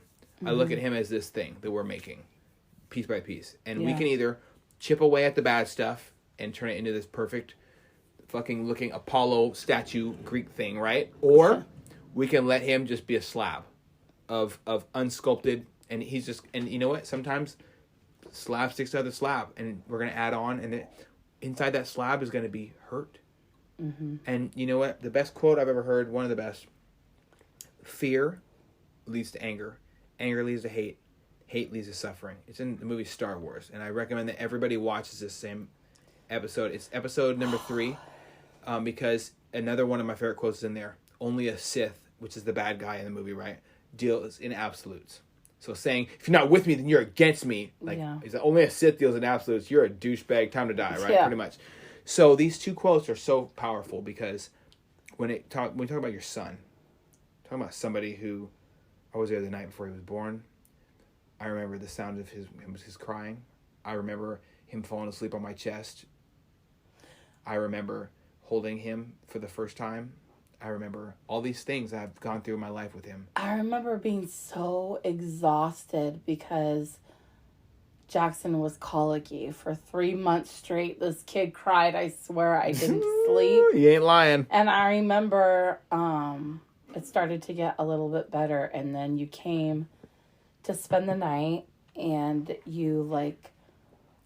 I swear you just waited for him to wake up, and you came right in my room, grabbed him out of the crib, and took him. And I think that was like the most sleep I got since he was born. Yeah. And you literally have been, if you think about this, you literally have been the only consistent male in his life to this day. And I don't take that lightly either. Like, everybody's left him, and that's why he struggles so much, and he's acting out right now, and that's what we're dealing with. Well, we've had our issues, right? We've had a lot of issues with dealing with him, and I think it's comfortable to talk about. He's had his issue with violence. He beat the shit out of a bully who touched his dick at school, and when the school did nothing, Jackson beat the shit out of him. I'm not gonna lie, I was pretty proud of that. I was over the top proud of him, and not because he was violent, because he didn't become a victim. He became a victor. Because he's one of those kids that if there's a kid around him and they're being bullied, like he'll stick right up up in for their that fucking kid. face, and that's good. We need warriors, Mom. He's got the biggest heart ever, and he'll do anything. He'll help the little girls. If they need help with something, the little disabled girl at school, he'll go sit next to her at lunch.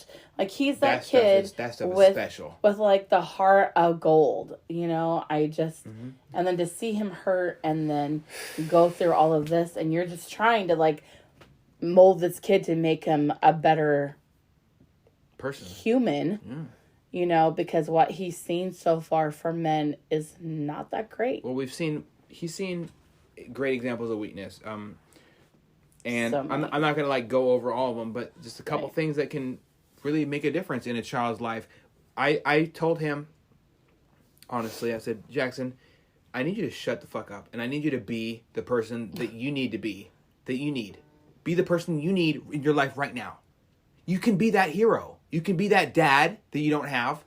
You can be that brother that you needed that left. You can be that brother that is a little brother to me. You don't need these roles in your life. And all you need is people that care. And I care. Sissy cares. And your mom cares. It's very simple. You have two options. You can either be great or be kind of great. I'm not going to settle for good or bad. And I'm definitely not going to settle for the ugly. No. So, absolutely not. We're going to have to change some things. And if that means, I'm not too crazy about going hands on with kids, but I'm okay with if he's frustrated. Hey, let's go box a little bit downstairs with the gloves. Which he loves. And he threw on some gloves. He sent some haymakers. I bleed a little bit. I let a 10-year-old hit me a couple times. I beat him down to the ground a bunch of times, and I don't know if that's necessarily the way, but I let him hit me a couple times. Let him know what it's like to hit something. A lot of times, children just need to get out of this rage in a non-harmful environment. Like punching things is fun. It's you're getting out this negative energy, and so when he punches me, and I've got my headgear on, and he's got his headgear on, and we got gloves on, and all these things, right? Mouth guards, protective shit, right? And we're taking these shots from each other.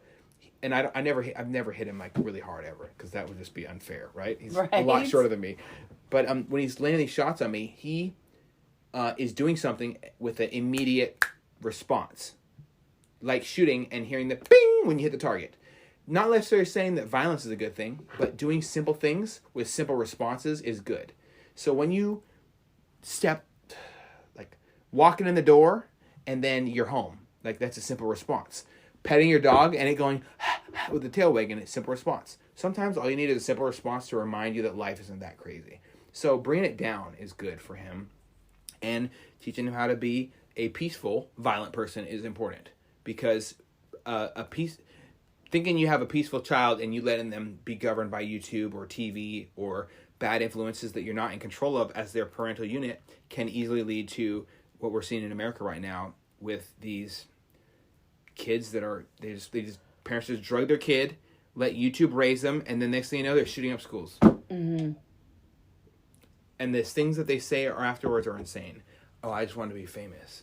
I saw how popular it was. I just want to see people die. I've read the Facebook comments from these shooters, and it's insanity. You know what? Zoe from 2 streets over, when I was living in Marysville, she didn't need to die. She did horrible. Not.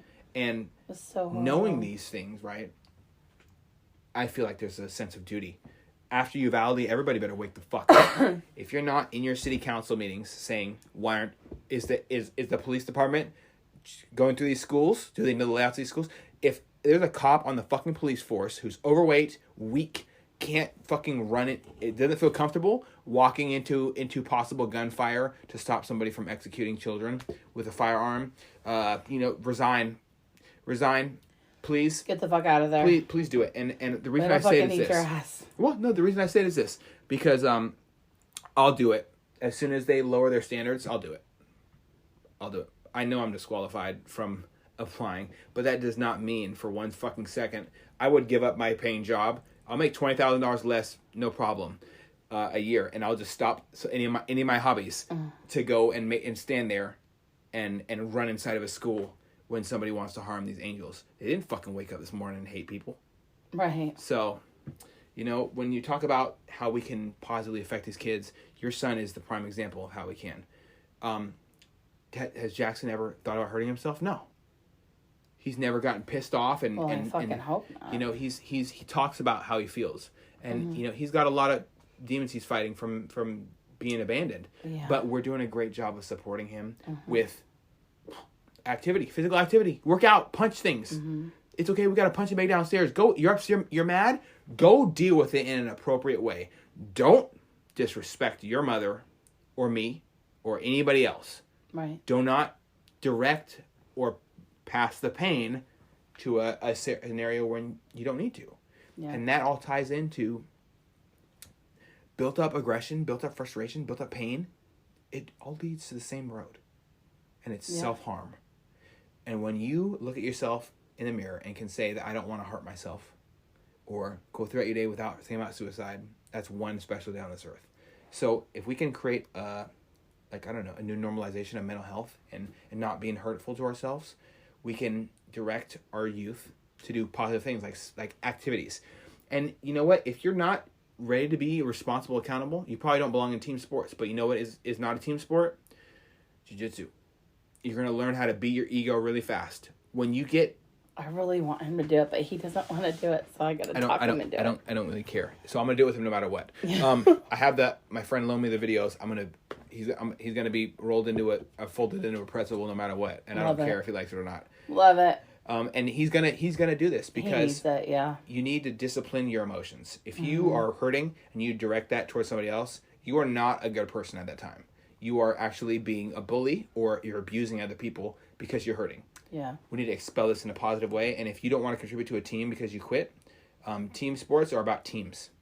You let your teammates down, you let everybody down, and that's not kosher. You need to be accountable for yourself first. It starts with that self. And so those are like the current messages we're trying to send Jackson right now. And I think it's working. We took it. I haven't taken him shooting in a while because he argued with me once. And so he's on like a month probation. You don't argue with me. Yeah, it's a privilege. It's about safety. Because if you're not going to be obedient with me over when we're not holding something that throws things really fast at other things. Yeah. When we do that action, you can be potentially harmful. Because you're going to fail to listen to simple instruction like take your finger out of the trigger, drop the magazine, pass it to me. All these things. If there's a malfunction with this firearm, guess who's working with him? Me. So if the firearm is malfunctioning, it's me right behind him and right with my hands around him, making sure he doesn't do something dealing with this firearm malfunction that could potentially harm himself. And he knows what to do. You fucking tap a rack. It's pretty simple. Or you remove the source of feed. And then you make sure there's nothing blocking the source of fire. Like, it's two simple things for any firearm difficulties. And he's being very, very receptive to all this. But to do that, you have to fucking listen. And if you have a child that you want to get into firearms and they're not, like, ready to listen to you, don't put a gun in their hand. Absolutely not. And use that exciting moment of doing something so simple. So simple. It's like me throwing a ball to you and you catching it. It's simpler than that, even. You're pulling a trigger and hitting something that the gun is shooting, not you. Right. Right? And so I'm also teaching him to know about the ferocity of firearms. We've shot up pieces of plastic, and we clean up all the trash, by the way. But we shot up pieces of plastic out there in the woods. And now he's seen what bullet holes do to things. And we shot up a bunch of different shit. We shot up pumpkins. We've shot up soda cans. We've shot up all sorts of shit. And doing that lets him know that these firearms can be very, very deadly and harmful to human beings. And it's not something like, don't pull the trigger and expect nothing to happen on the other side. This shit's dangerous. Right. In the wrong hands. In your son's hands, this shit is a tool. And so the tool is going to be used as it needs to be used. And no more and no less. And with perfect firearm safety, the knowledge behind it, and he's going to execute my instruction without question every single time, or get his gun taken and get probably thumped on the back of the head. Because, you make one mistake with a gun, and that's a lawsuit. That's someone dying. That's police paperwork. That's somebody's daughter potentially harmed. Or for, unfortunately we've experienced it. Our family members have lost their lives due to firearm negligence. Yeah. And you know what? And that's not the first time that's happening around me. Mm-hmm. And it is absolutely essential to make sure that we're not doing anything that can risk the safety of children and firearms. So I want to switch gears a little bit, and I want to talk about your passion for guns. Where did this passion of guns come from, and why is it so important to you? I feel like almost it's your mission to teach every single person that comes in your life how to handle a firearm safely, and you want everybody to have guns. Well, yeah. So probably guilty as charged. I wouldn't say I want everybody to have guns. I want people who don't want to harm others. Well, the right people to have guns. But you know what? It's not for me to say who is right and who's not, nor the government's under any circumstance. The Second Amendment is very, very plain and simple. The right to keep and bear arms will not be infringed. And we need the Second Amendment because every single gun law, with the right amount of effort, can easily be traced back to the slave days. They wanted to keep guns out of the hands of the slavers or the people who are recently been freed from slavery, and keep the guns in the hand of the slave owners and the slave catchers. And this is not something that is talked about often enough in America. Massacring black people, lynching them, or women walking home and being raped. These things are very simple. If somebody's willing to do, crazy ass bodily harm to you or end your life, you can defend yourself. You don't need to call the police to show up and fucking save you. Do you really think that we've just spent the past, I don't know how many years talking, and I don't believe any of the shit I'm about to say, that the police are racist, that the police are just murdering people on the streets, all these things? When the body cam footage is up for public knowledge, anybody can see the body cam footage on police activity on YouTube or Active Self-Protection or Blue Cam or any of these channels that clearly show almost every single deadly force encounter that officers do.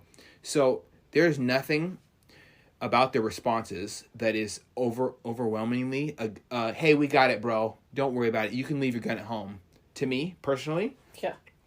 Also, there's a lot of times where cops get nervous.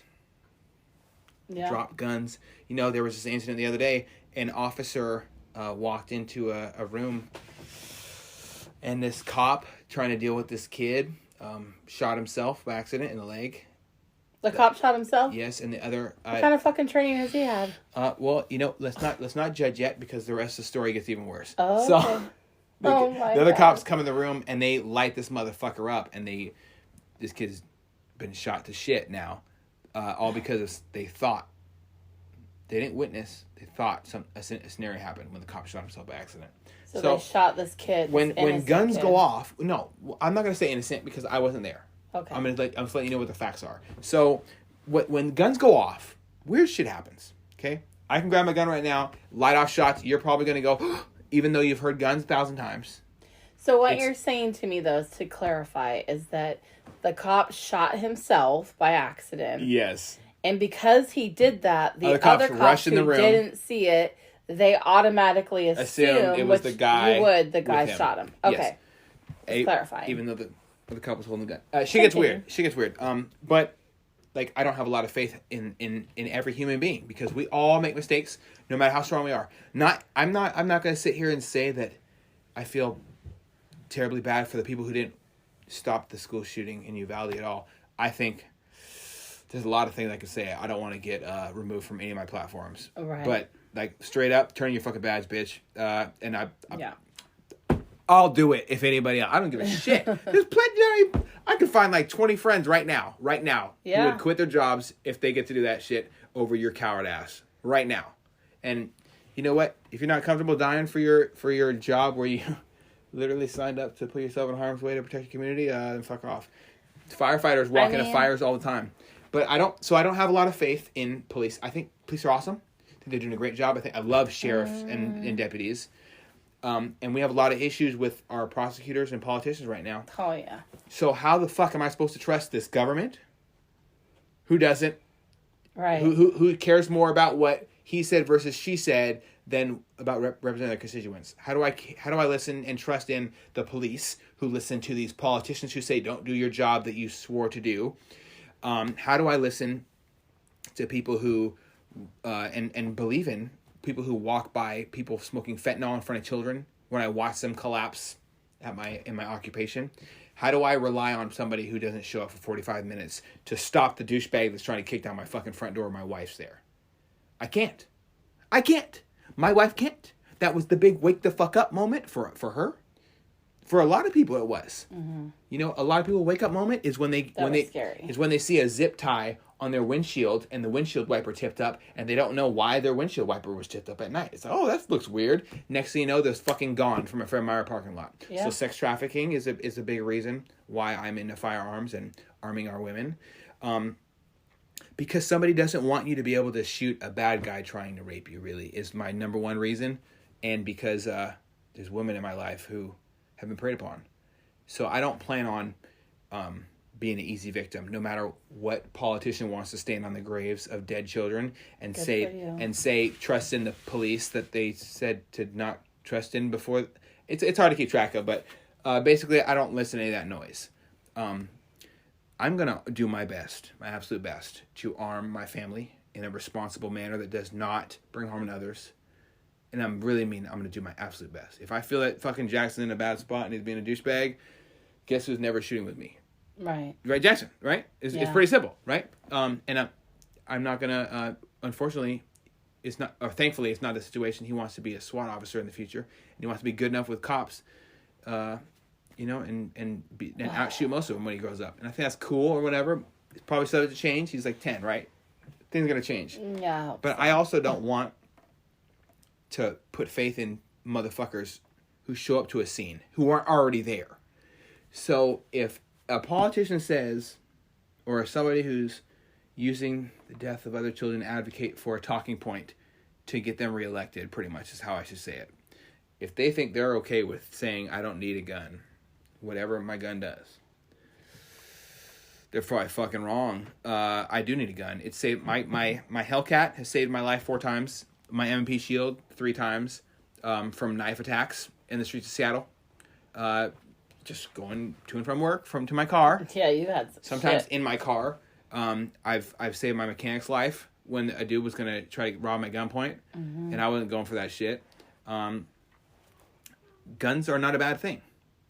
What is bad is someone holding them who wants to hurt other people innocently, and so that's kind of a problem, right? Or someone who is not educated on or someone that is the worst part. Guns. That's what I was going to say next. The worst type of person to have a gun is someone who doesn't know how to use them or hold them. We can watch a bunch of videos. The funniest example I can think of is Cheddar Bob from 8 Mile shooting himself in the leg. Oh my god! Thank God he didn't hit his dick. I've watched videos where people do hit their dick when they shoot themselves. Lord. I've seen people had bullets rolling around in their pants during certain videos. We've lost friends that we fucking know, their kids are dead because of gun ignorance, not understanding what firearms do, and overall saying, oh, this is bad, you can't touch it. What do you think a fucking kid's going to want to do the whole life?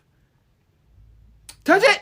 They're going to want to touch it! I touched the butt. Like the boat. Remember the boat in the movie Finding Nemo? Same shit. Mm-hmm. Let's get rid of this bullshit stigma that guns are bad. People wielding guns, the only thing that's going to stop them, the bad people who are wielding those motherfucking things, is good guys and gals with guns. I've seen so many great examples. We the Female on Facebook and Instagram is awesome. She's awesome. She was just preyed upon the other night. Thank God she had her piece on her, or she was going to be fucking, she could have been preyed upon. It was terrifying to hear that. I've had a lot of friends who were raped, and, abortion is a big issue in America right now. I know people who had abortions after being raped, what could a firearm do in your life to stop you from being a victim?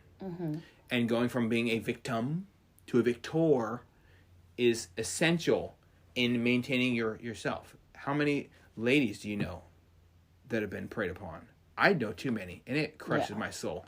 How many coward ass motherfuckers say, "Oh, I would do this or I would do that." Shut the fuck up. I mean, I have get after it several times, and I wish I would have known about gun safety, and I had, back my younger self. That was, something I wish that I had known, but I didn't have anybody in my life that had guns or knew about guns. Like, that just wasn't a thing in my household. And cops growing up, cops were pieces of shit. And I'm not going to lie, cops are not my favorite people. There are some really good ones that have been amazing sometimes, but I've met some really, like, little fucking bitches that, on, like, the day of my daughter's dad's funeral, like, I cussed this guy out. Like, how dare you come to my house, whatever. And all he could say was, "I'm sorry," and he left.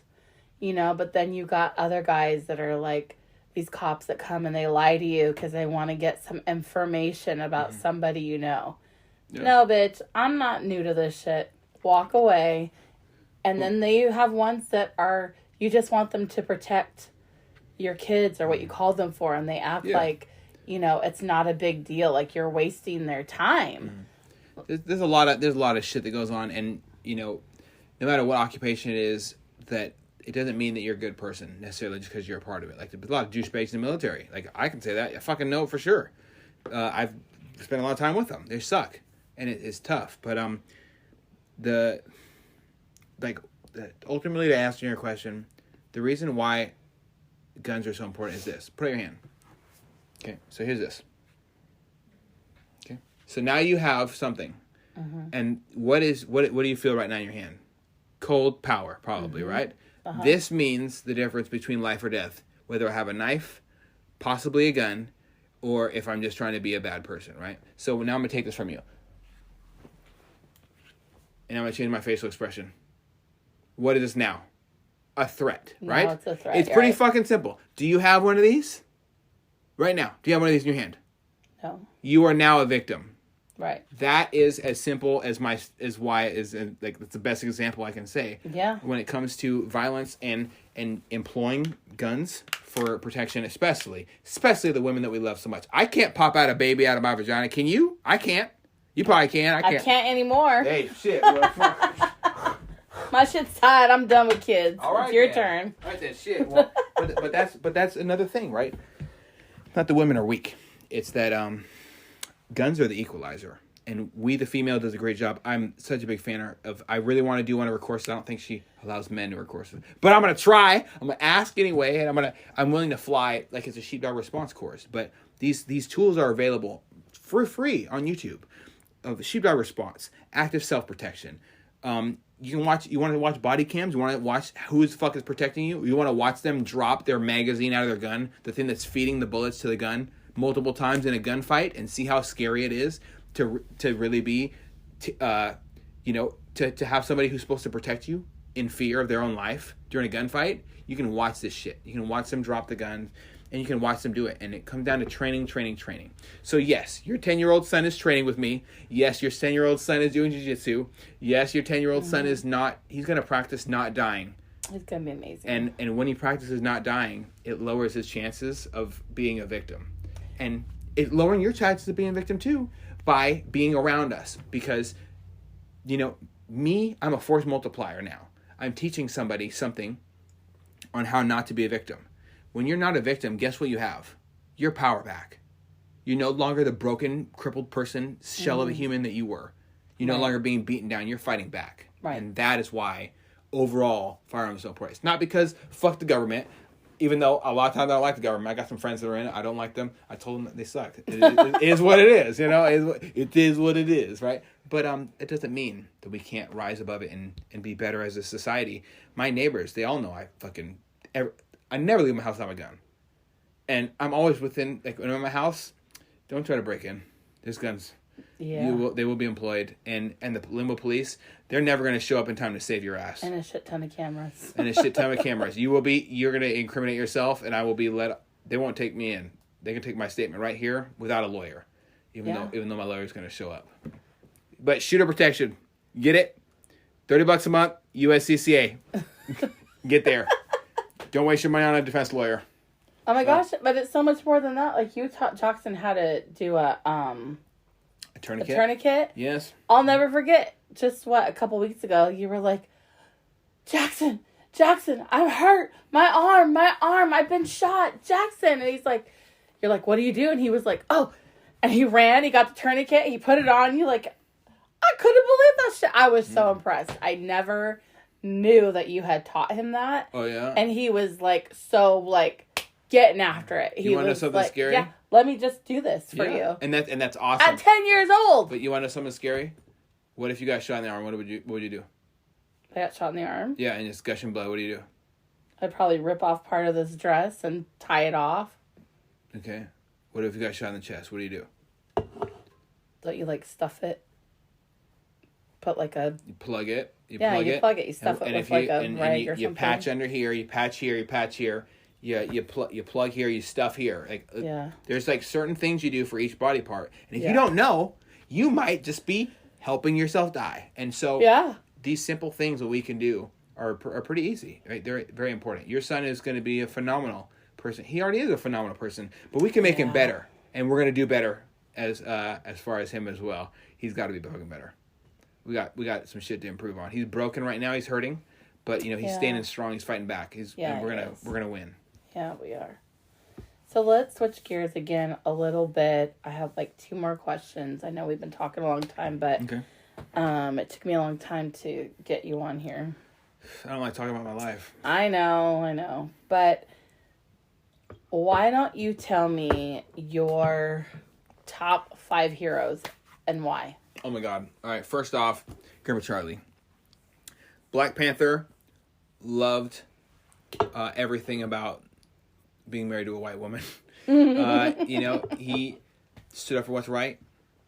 He understood that not every idea is perfect. And not every idea is based off of perfection. But you can work at it every day and you can change it. And people have these ideas. They can be changed easily and we can work together to find a better community.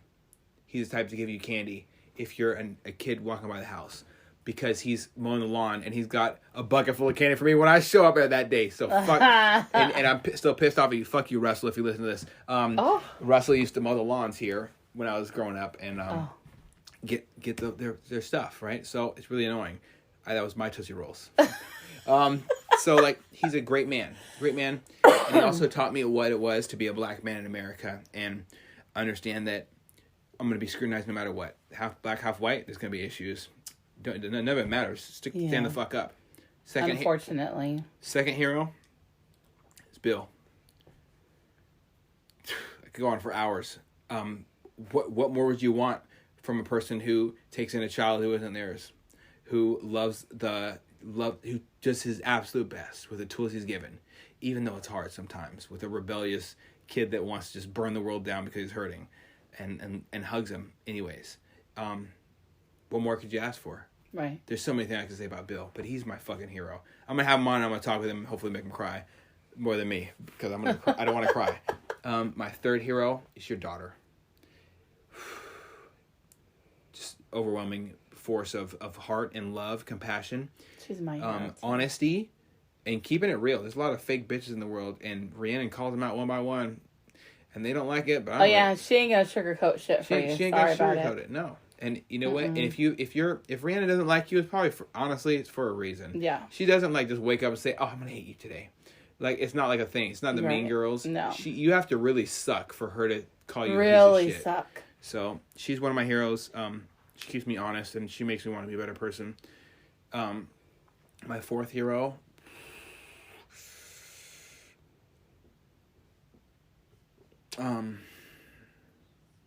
God, every single person that's in the military and that's left and that used to be in the military, every single person that's related to them. So I can write a big list right now. You're on my list.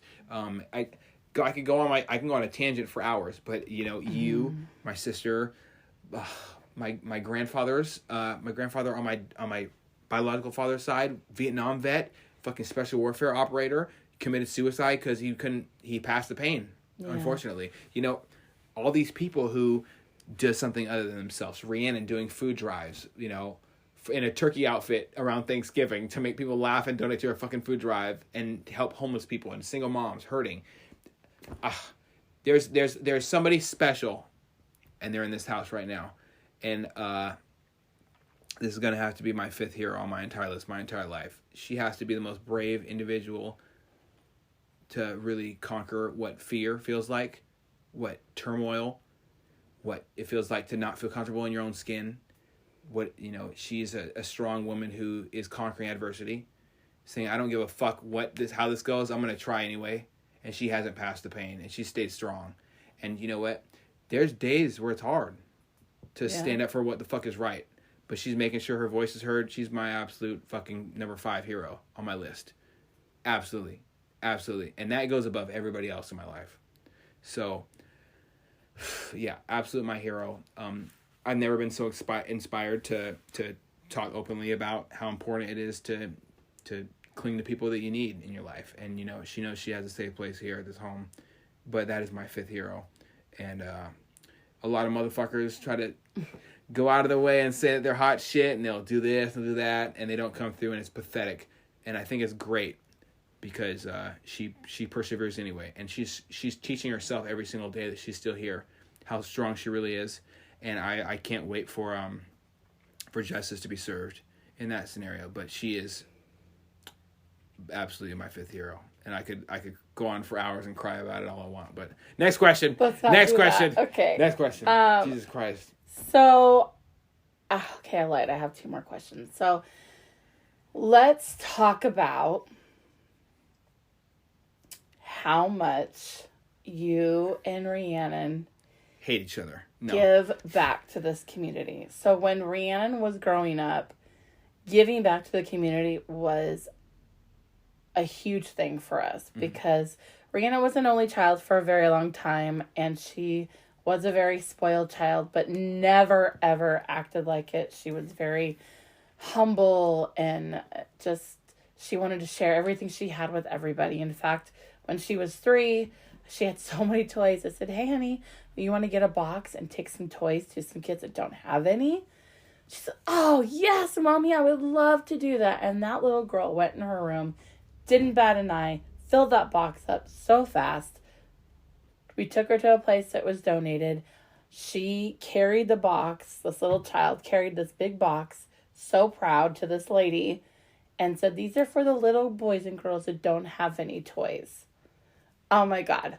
Such a proud mom moment. I had tears in my eyes, and they're like, oh my God, this little girl is just amazing. It was one of the best things I'd ever seen. Something out of a Hallmark video. At 3 years old. And so we always, and her Aunt Patty was hooked up with Food Lifeline. So we did a lot of volunteer work with her. And then as she got older with Girl Scouts and school, we would do food drives.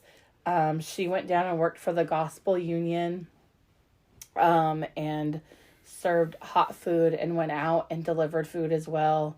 And she got there because we actually kind of got in trouble because for years we would make 200 sandwiches, brown bag meals, and we would go downtown Seattle, under the bridge, all those scary places that I would never recommend going to now, but back then we were just trying to do a good thing. We would leave food by people's tents, It got to the point where every year... No. Yeah, you're gonna... No. You're gonna pass out from fentanyl inhalation. But it got to a point where they knew us so well that they would know our van, and they would come up, and we would hand out the sack lunches. Doing great things. Until it started to get a little violent, and then I was like, okay, this is too much for my daughter. We're done. Yeah. So then she went to the soup kitchen with her grandma, and that was amazing. And we always did some sort of fundraising, and food drives was our shit. And in fact, she made that her senior project, and she raised over 5,000 pounds in a turkey suit, out in the cold, the snow, the rain, all of it. And she not only raised 5,000 pounds of food, but she also donated a bunch of gift cards with all of the money that she had extra as well. And so now watching the two of you, since she's met you, now you guys do more than just for your community. You've done stuff with the police officers. You've made like energy drinks and nutrition bars and donated all that to them. During COVID, you always, especially if you have it, like you guys will be out to eat and you'll see a vet or a cop or a firefighter or somebody, and you always pay for their meal. You always, if you see a single parent, because I know y'all have a special place in your heart for single parents, you pay for their food, or you drop $50 or whatever, or you simply just want to make some motherfucker's night, and somebody will drop off DoorDash and you'll be like, here's fucking $50. And they're like the best thing ever. Like every single day, you guys are always trying to give some way, shape, or form. And if it's not money, then you're giving your time to the old lady next door, or the teacher next door with kids. Hell or, you're teaching people gun safety or nutrition. Domestic violence survivors, yeah. Or, I mean, you're always giving. And what other things have you done for the community? I know you did a big event for Total Nutrition. I've done events for, it's usually a Christmas tree every Christmas. There's a Christmas tree drive at Total Nutrition Linwood. Your local Total Nutrition, if you look it up, you're listening, I recommend, if they're not doing this, tell them to get the fuck with the program. They give, they find out with Salvation Army people's stuff they want for kids in these underprivileged families, and we give them exactly what mommy and daddy can't come up with the money for, unfortunately. And we make sure we fucking deliver. I had friends from Bahrain, stationed in Bahrain, in the fucking Middle East, sending me money, and I took it from my Venmo and directly bought the gift. Oh my and gosh, you guys! I covered the difference. So many gifts.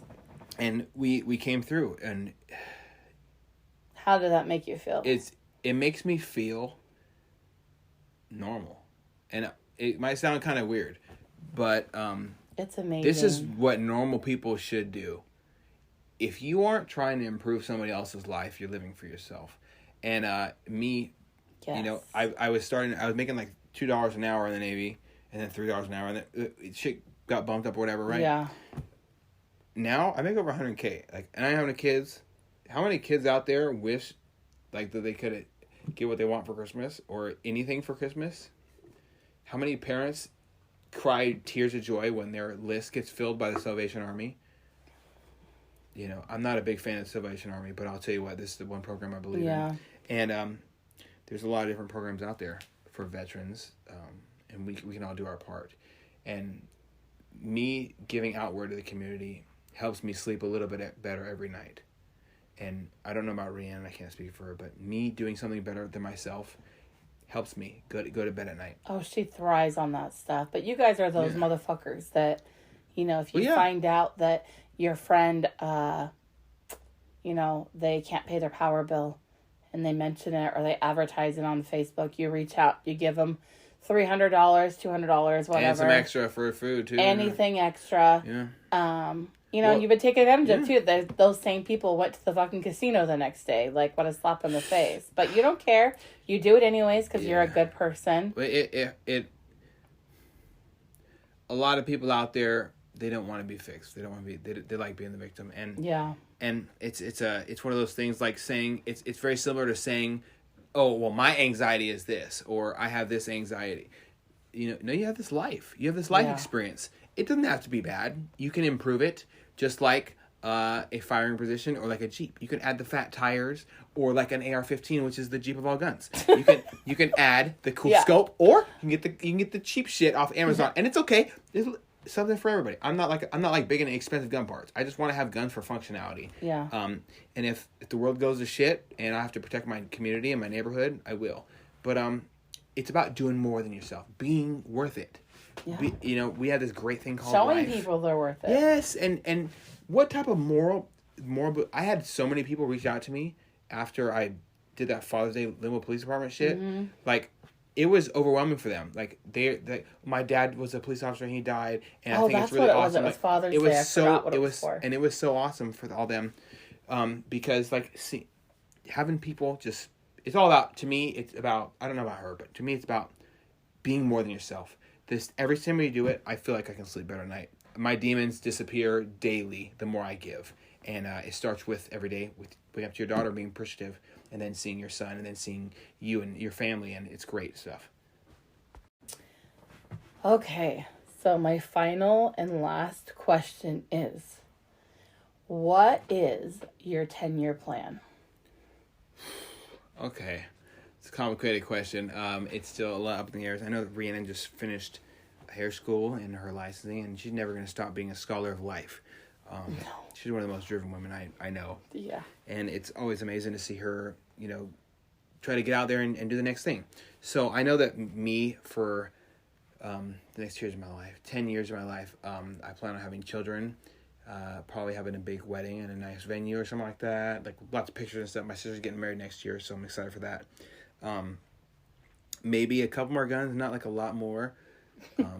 Just important ones that look cool. Of course. No, Of course. no, just a hunting rifle. I want to start hunting and killing food and thanking the world for it instead of going out and buying it. I think that's a way better way to save money. I mean, do you feel like you're going to stay in your same job? I don't know. I really want to it's really difficult for me to do a job where it's just a job. I don't want to just provide for my family. I want to live. If you're alive and not living it, you're living a life of you're wasting. I'm wasting the world away right now at a normal job. I want to do something that's very beneficial, but I can't do what I want to do. My dream would be to join the Violent Offender Task Force for any police department or stuff like that. Not necessarily SWAT, but just stop pedophiles from preying on children. It would be my dream come true. But there's plenty of avenues I can do. There's plenty of ways I can do my part in my community. My dream is to be a better member of my community, and that starts with every day when I wake up. Making sure that I'm not being a douchebag and drinking and before handling a firearm. Making sure I'm not being an idiot and spewing bullshit out my mouth. Like, we should string this person up just because they're not along my politics. Dealing in absolution is never good. And like when I wake up in the morning, if I'm not doing outward, stuff, it's not good. So I have to start with waking up every day, and for the next 10 years, I'm going to wake up and want to be better. And that doesn't always mean stay at the same job. So is elevators and escalators cool? Yeah. Is it pay well? Fuck yeah, it does. But does that mean it's all I want to do? No. I want to have a better impact on the community. So I do want to do something that has to do with working with law enforcement who are horribly understaffed and undertrained. And if that means that I find some way to bring training courses for them here, that'd be awesome. It would be a dream come true to do something better than myself again, so I can have this continued sense of purpose, because a lot of vets just need that to get on throughout their life. So my 10-year plan is maybe move out of the state.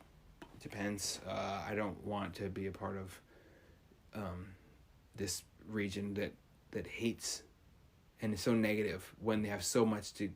It's fucking best country in the world. I can say I don't like this country right now without getting killed by the government. Mm-hmm. That's pretty awesome. And I have running water, and I have a job that I chose to go work for. You really cherish that running water, don't you? Yes, showers are important. Yes, they smelly are. Motherfuckers out there, but I couldn't imagine having to find water to drink just to drink. Yeah. It's crazy.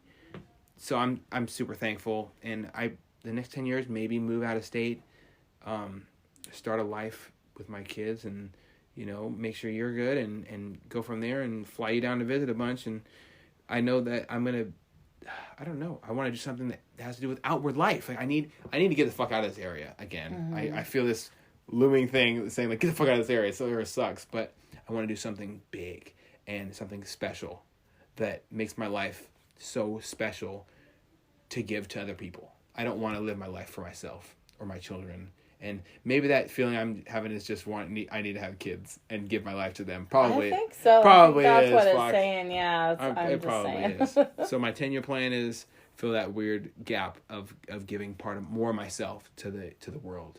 And I think it does fall in hand with having kids. I'm super excited. Well, I'm super excited for that. You ready to be a grandma? Have some gray hair? I'm so ready. I already got the gray hair, but I'm ready for All the right, kids. then. Oh, shit. But I just want to say thank you for so many things. Thank you for coming into our life. Thank you for being my hero. Thank you for being my son's hero. Thank you for being my daughter's hero.